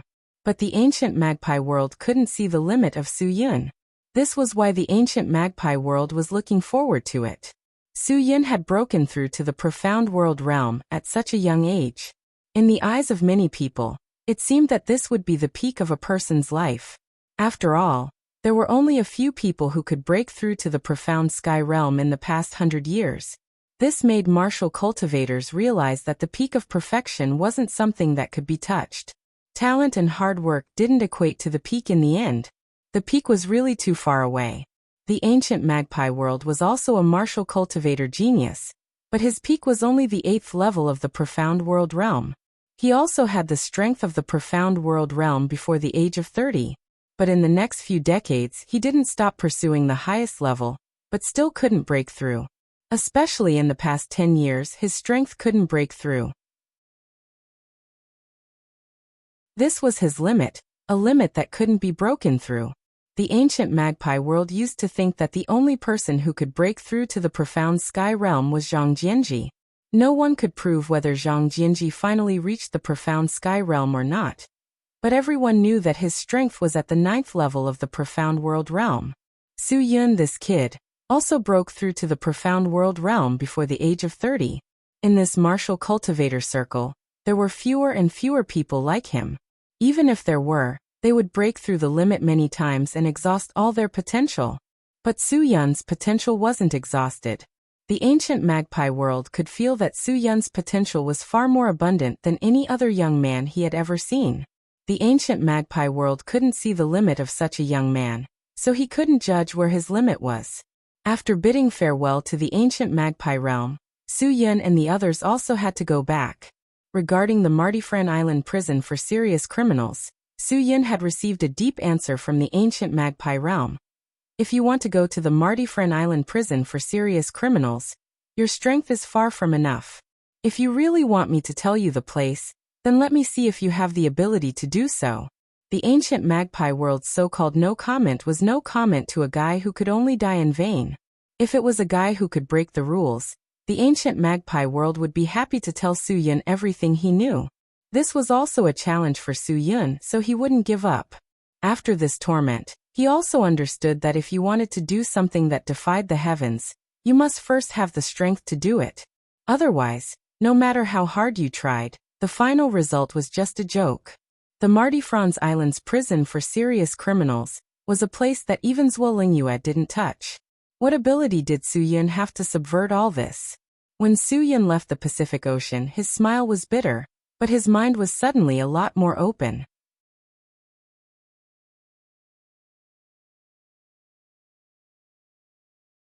Chapter 1652. After 2 transfers, Su Yun and the other 2 finally landed safely at Luting Airport in Qingdao. Fang Ya, who was working at the airport, didn't leave after she got off work. Because she was informed by Lin Ge, she waited until their flight landed at 8 p.m. During the 10-hour flight, Su Yun and Lin Ge were discussing something with Phantom. This was something that Su Yun thought Phantom would have to accept sooner or later. It was about whether she could try to adapt to living in front of everyone. They hoped that Phantom could live like a normal person and return her life to how it was a long, long time ago. To put it bluntly, they wanted her to live like her ancestors. Of course, they wanted her to live like before her clan was wiped out. Back then, the Shadow Clan was like a normal person, living under the sun. However, that painful history made them forget how to live like normal people bit by bit. They buried themselves in the deepest part of the world and became marginalized people far away from the mainstream of the world. Now there was only Phantom, so this change was naturally even more difficult. Clearly, their earnest advice didn't have any effect. Phantom's struggle with this matter was far greater than Su Yun and Lin Ge expected. They couldn't understand Phantom's struggle in her heart. When the flight was about to land, Phantom finally agreed to give it a try, promising them that she would try her best. However, after the flight landed, Phantom still silently disappeared into the crowd of people walking towards the exit. Although Su Yun and Lin Ge could sense her presence, they couldn't find her at all. Clearly, although Phantom agreed to their request, it was still difficult for her to take the first step. After receiving Su Yun and Lin Ge, Fang Yu was very happy. She looked around and threw her doubts to Lin Ge. "Didn't you say there was a friend among the 3 of us? Where is she? Don't tell me you guys left her in there?" Lin Ge shrugged helplessly. "That. She said she had something else to do, so she won't be coming back with us. Let's go. Let's leave her to her own business. Hee, I'm hungry. Can we order 2 pig trotters and pig knuckles? My stomach is growling." You. Fang Yu looked at Lin Ge and then at Su Yun helplessly. "Brother Yun, she's your friend. Since she's already on Qingdao, no matter how urgent the matter is, you can do it after dinner. Lin Ge is immature and let her go. You should stop him." Su Yun was also helpless. Fang Yu directly treated their actions as immature and didn't know how to do things. "We really tried to make her stay, but she ate on the plane, so we can't force her." Although Su Yun explained, Fang Yu still looked at Lin Ge and said, "It must be because you weren't enthusiastic enough. If you were more enthusiastic, she wouldn't be able to refuse your kindness." Lin Ge didn't know whether to laugh or cry. He wasn't enthusiastic enough? He was about to kneel down in front of Phantom. If kneeling down could help Phantom integrate into the lives of ordinary people, Lin Ge would really dare to do so. The problem was that this couldn't solve Phantom's psychological problem. Phantom couldn't integrate into this ordinary society and live like an ordinary person because she couldn't let go of the constant requests from her people. It was already very impressive that she could show her trust in front of Su Yun and Lin Ge. After all, Fang Yu was an ordinary person. She didn't know so many things. She also didn't know about the glory of the Shadow Clan in this world. So even if they explained it to her, she wouldn't understand. "Let's go back. Leave me at the hotel. You guys go home and rest early." Su Yun smiled slightly. They say that absence makes the heart grow fonder. I took the pigeon out for so many days. Don't blame me. Fangya blushed. Brother Yin, you can't insult people like that. Aren't you guys hungry? I'll take you guys to eat something first. I'm not hungry. Don't listen to his nonsense. I just ate on the plane, Su Yun said. If he wants to eat supper, you two can eat alone. I'm full. Oh right. Fangya suddenly realized and knocked her head. I forgot that Sister Shuang arrived in Qingdao at noon today. Haha, Brother Yin. It seems that you want absence to make the heart grow fonder, right? Okay. I'll send you to the hotel right away. I thought I was the first to get the news when I got Lin Ji's call in the afternoon. So Big Brother Yin had already told Sister Shuang. Su Yin was stunned. He didn't say anything. He only told Fangya that he and Lin Ge were going to land in Qingdao tonight. And it was only a few hours ago when they were transferring. After all, Fangya worked at the airport. If Lin Ge didn't report it, he would be punished to kneel on the remote control when he got home. So Sister Shuang is here? Then let's send Brother Yun back quickly, Lin Ge said. A night of romance is worth 1,000 gold. We can't afford to delay it. You're afraid of delaying your own romance, right? Su Yun smiled helplessly. Fangya blushed and quickly got into the car. No matter whose romance it was good for them to send Su Yun back as soon as possible. It was good for everyone. What was the phrase again? Win-win.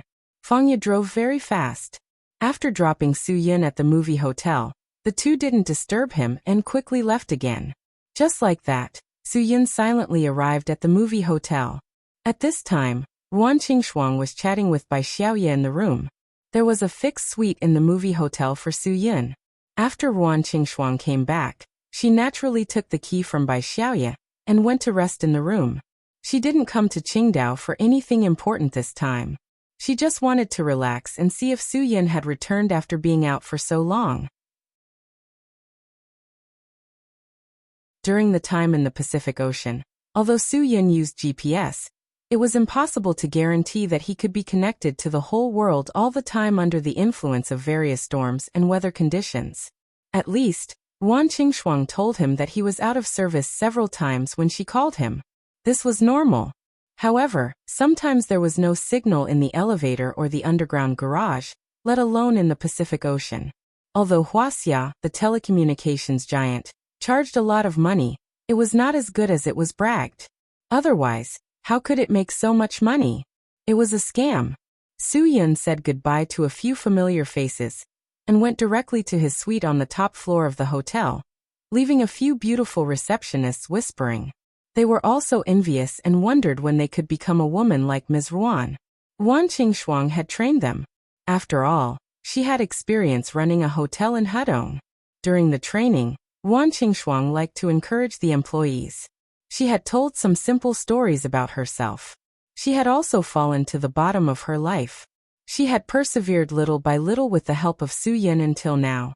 Ruan Qingshuang was not only a member of the management of Tianyu Group, but also a member of the management of Xingkai Hotel in Xinjiang. Compared to her status as the owner of a small medicinal cuisine restaurant, it was a world of difference.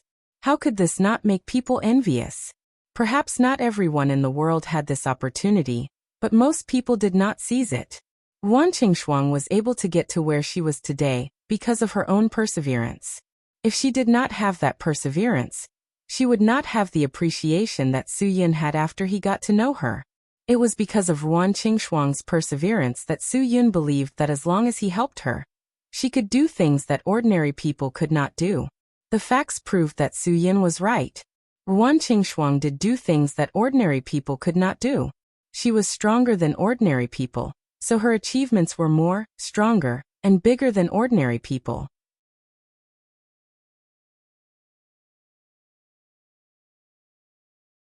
Chapter 1653. The knocking on the door interrupted the conversation between Ruan Qingshuang and Bai Xiaoye. Bai Xiaoye was startled. Normally, no waiters would come here to disturb them. This was Su Yun's private space. Normally, there was no need for the service staff to clean this place. Bai Xiaoye would sweep the floor and wipe the table when she was free. Moreover, Su Yun was not a sloppy person, so there was no need for him to do anything. It was getting late, so who would be knocking on the door? Bai Xiaoya walked to the door with doubts. When she opened the door, she was shocked. She would never have thought that it would be Su Yin. This was too sudden. There was no warning at all. Bai Xiaoya rubbed her eyes and looked up and down to make sure that she was not seeing things. What's wrong? Did you drink too much? You can't even recognize me? Su Yin could smell the faint mellow aroma of red wine coming from the room. She knew that the two of them must be having a drink. Red wine was very beneficial for women. It could not only promote metabolism, but also restore the luster and elasticity of the skin. Moreover, it could also make the skin look younger. Zhou Meiyan had done research and found that drinking red wine had amazing antioxidant effects. It could keep the skin young, prevent the skin from aging, promote metabolism, and make the skin fairer. If it was used together with vitamin C, it could strengthen the antioxidant effects and at the same time, tighten the skin. Women were women, after all, especially women in the entertainment industry. Although they were leaders and not public figures in the entertainment industry, they still cared a lot about their skincare. Women would get worse after 25 years, so it was necessary to take good care of their skin. Many people who knew about wine would subconsciously want to taste red wine. Looking at its enchanting color, smelling its gentle fragrance, and enjoying the harmony and tranquility it brought to people. It could make people forget everything temporarily and quietly enjoy the beauty around them. Of course, this only applied to people who knew about wine. Those rich people who drank big glasses might not know how to taste red wine. The process of tasting wine was a silent elegance. Whether a person knew how to drink red wine or not could be seen from the moment the wine was opened. The most authentic and skilled person would first smell the cork of the wine, then pour the wine into the cup, fill it with 1/3 of the cup, observe the color of the wine, and then swirl the wine in the cup, making circular movements to let the wine cover the walls of the cup, smell the fragrance, and then taste the taste in the mouth. The most authentic way to drink wine was to not add any drinks, sip it slowly until the face was slightly moist, drinking red wine to their heart's content and shouting, "Cheers," or "Cheers." These people would definitely not be able to taste the fragrance of red wine. Ruan Qingshuang and Bai Xiaoya were tasting wine in the room because the top floor of the movie hotel was really too quiet. Through the floor-to-ceiling windows, they could see the night sky of the quicksand. Under such beautiful scenery, it would be a waste if they didn't have a drink. Hearing Su Yun's voice, Ruan Qingshuang was stunned. She thought she was hallucinating, but soon, Bai Xiaoya and Su Yun appeared in front of her. Ruan Qingshuang looked at Su Yun, and then at Bai Xiaoya.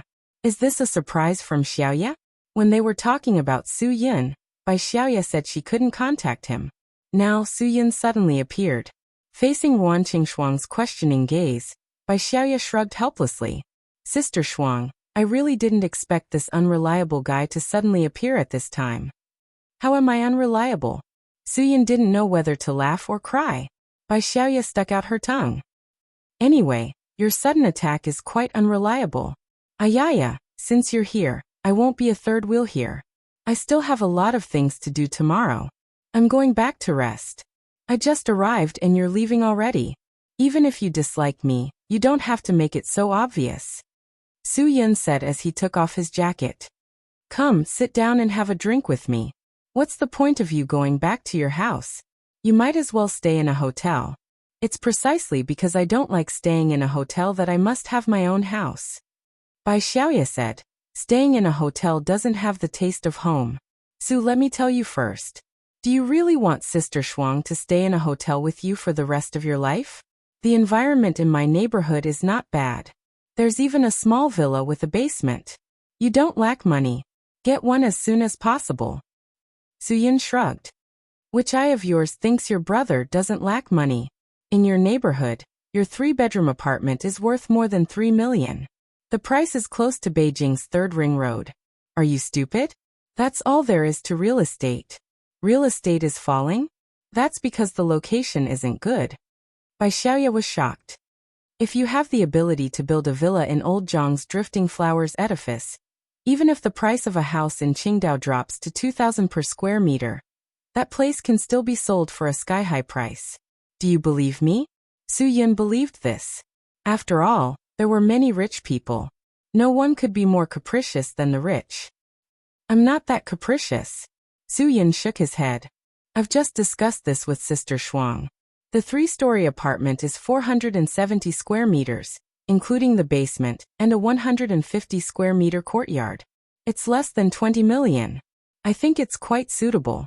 If you go, I'll have a rich neighbor to visit. Bai Xiaoye looked forward to it. Less than 20 million. You don't even want a rich girl, and only want a 3-bedroom apartment in your high-end neighborhood. Do you think I can afford it? Su Yin felt the pinch. This price was not expensive. Of course, that was only in the eyes of the rich. Bai Xiaoye waved her hand. Don't cry to me about being poor. I don't care about your money. I'll just leave it for my fat nephew. You're the boss of Sky Entertainment, but you don't even have a place to live. Won't people laugh at you? Su Yin also waved his hand. All right. Stop lecturing. Let's go to your high-end neighborhood and live in your 3-bedroom apartment. Now that you have a house, you even look down on me. Ingrate. Sister Shuang. I think my brother needs to be beaten up. You have to teach him a lesson. Bai Xiaoye said. I'm leaving first. You guys can continue. Don't drive if you're drunk, Su Yin reminded her. Bai Xiaoye didn't even turn her head. I'm more self-aware than you. I'll call for a designated driver now. Be careful on the road. Give us a call when you're home, RuanQingshuang said with concern. Don't worry, Sister Shuang, Bai Xiaoye said. She's so tough. We don't have to worry about her. Su Yin laughed. After sending Bai Xiaoye off, RuanQingshuang started to notice Su Yin. It had only been a few days since they last met, but Su Yin seemed to have gotten a little tanned. Moreover, he looked like he had experienced the vicissitudes of life. After all, he had been exposed to the sun and wind on the Pacific Ocean. It was normal for such a change to happen. Ruan Qingshuang felt a little heartache. Su Yin didn't mind Bai Xiaoye's used wine glass. He picked up the glass and poured some more wine. He didn't taste the wine but drank it all in one gulp. Everyone said that wine was good stuff. One gulp could relieve one's tiredness. You must be tired. I'll prepare some hot water for you. Take a bath later and have a good rest. Ruan Qingshuang knew that Su Yin must be tired after coming back from a trip. She understood his tiredness, so Ruan Qingshuang chose to do everything for Su Yin without any complaints. Su Yin grabbed Ruan Qingshuang's wrist and gestured for her to sit down. No need. I'll do it myself later. I see that you look a little haggard recently. Did you encounter something difficult to solve? As he spoke, Su Yin poured some more wine. He raised his glass and clinked it with Ruan Qingshuang's glass. The crisp sound of the crystal glass was really pleasant to the ears. Ruan Qingshuang also sat down and drank with Su Yin. After drinking it in one gulp, Su Yin didn't waste it anymore. He savored it carefully. This wine was really good.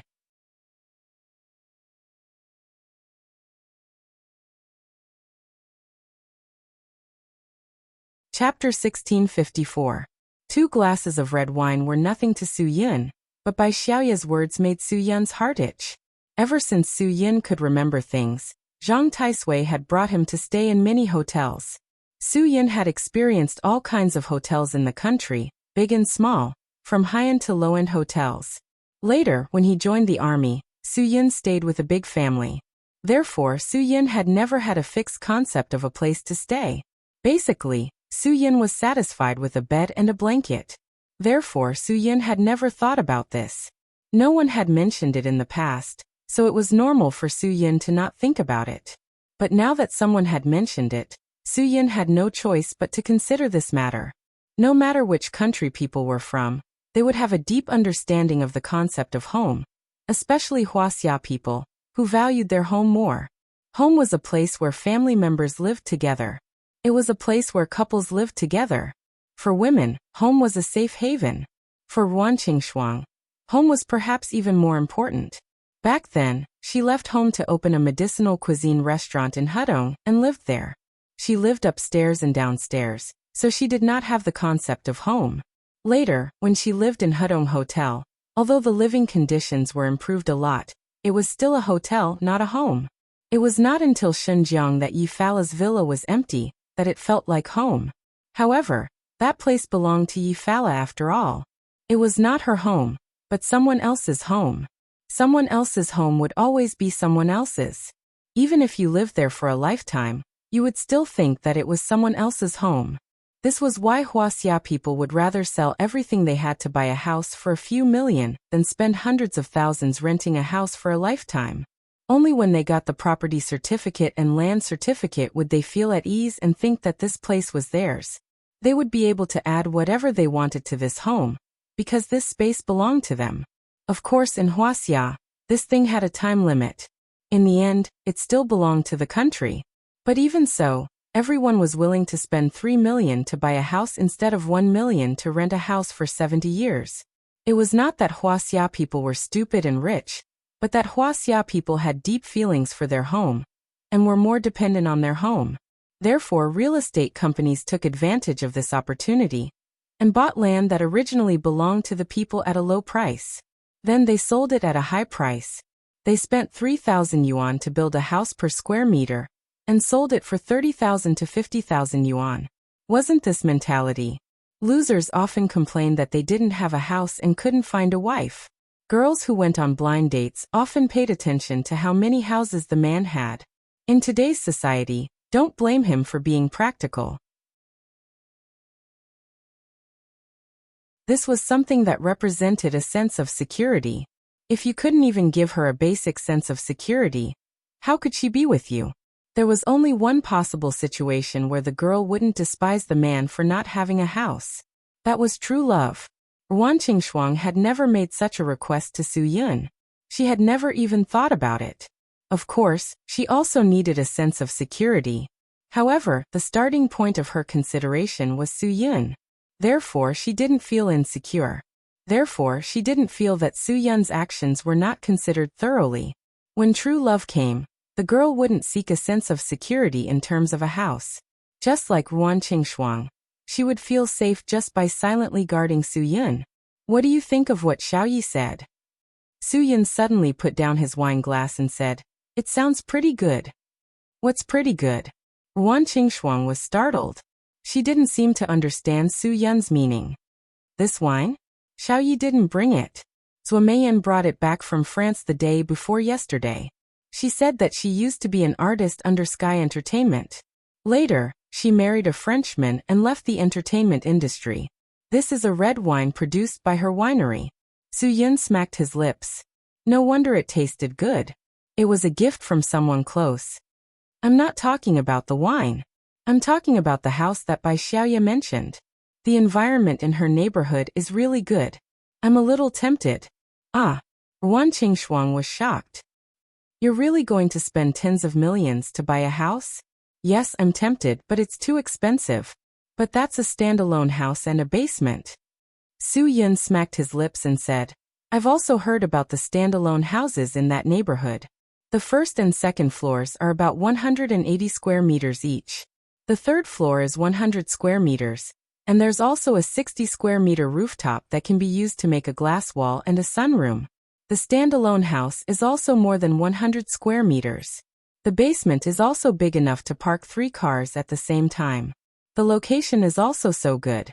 Wan Qingshuang was a woman after all. When she heard this, she was even more tempted. She didn't even dare to think about such a perfect house. As long as she could have a home with Su Yun, she would be tempted even if it was a 60 square meter attic with 1 bedroom and 1 living room. For a moment, Wan Qingshuang didn't know what to say. However, she clearly remembered that Bai Xiaoye said that the house would cost 20 to 30 million. This was when the real estate industry wasn't doing well. She couldn't accept such a sky-high price. Perhaps some people would think that they were the people in charge of Sky Entertainment Group. Why would they care about such a small amount of money? Not to mention the bosses, even the artists and leaders under them would be able to afford a house of this level. However, Wan Qingshuang wasn't born rich. She wasn't a nouveau riche who suddenly received a huge sum of money. She had experienced days where she would have a headache over a few thousand yuan. Therefore, she would definitely struggle if she had to fork out tens of millions to buy a house. She had seen more money than this. She had even seen hundreds of millions. However, that kind of money was from the company. The feeling of spending money was different from spending it herself. Su Yun's mentality was similar to Ruan Qingshuang's. Could he afford it? He could afford it. This amount of money was nothing to Su Yun. It could even be said that even if he didn't participate in the management of Sky Entertainment Group, 20 to 30 million yuan wasn't a difficult number for him to earn. $500 could be exchanged for 30 million yuan. Su Yun only needed to make a trip to Western Europe or North America, find a mafia boss, negotiate the price, and help him cripple his opponent. These few $1,000,000 were very easy to get. However, Su Yun wouldn't do such a thing for money. It wasn't that he looked down on killers. Lin Gu and Xie Fei's were such killers. However, his principals told him that he wasn't a killer. He was a member of the Dragon Fury team. I think, shouldn't we consider it? Su Yun asked again. Ruan Qingshuang was really excited. But the real estate market is unstable now. Should we wait a little longer? After the new policy is implemented, those who have dozens or hundreds of houses will probably sell their houses, right? That will affect the property prices. It will affect a little. The second-hand housing market should be more affected. Su Yun. But what we want isn't the same concept as the houses that are easy to sell. It shouldn't be affected by the price. Then let's wait and see. Ruan Qingshuang was also looking forward to it. However, when she thought of such a large sum of money, she still wavered. Actually, we don't need to buy such a big one. Su Yun was still very certain about this. No, we must buy a big one. Xiaoye's 3-bedroom house is pretty good. Ruan Qingshuang said. She's a girl. When she gets married, this house will be her dowry. It's a loss to buy a big one. Su Yun joked. So what she wants is already very big. My position is different from hers, and I especially like children. Although family planning is a national policy, I still want to give birth to a football team. I want to change the pitiful situation of Huaxia's men's football team once and for all. For the glory of the country. Ruan Qingshuang's pretty face turned red. I hate you. That you're tuning in to the Earbook Haven YouTube channel. Don't forget to subscribe and join us on this journey to catch the most captivating stories.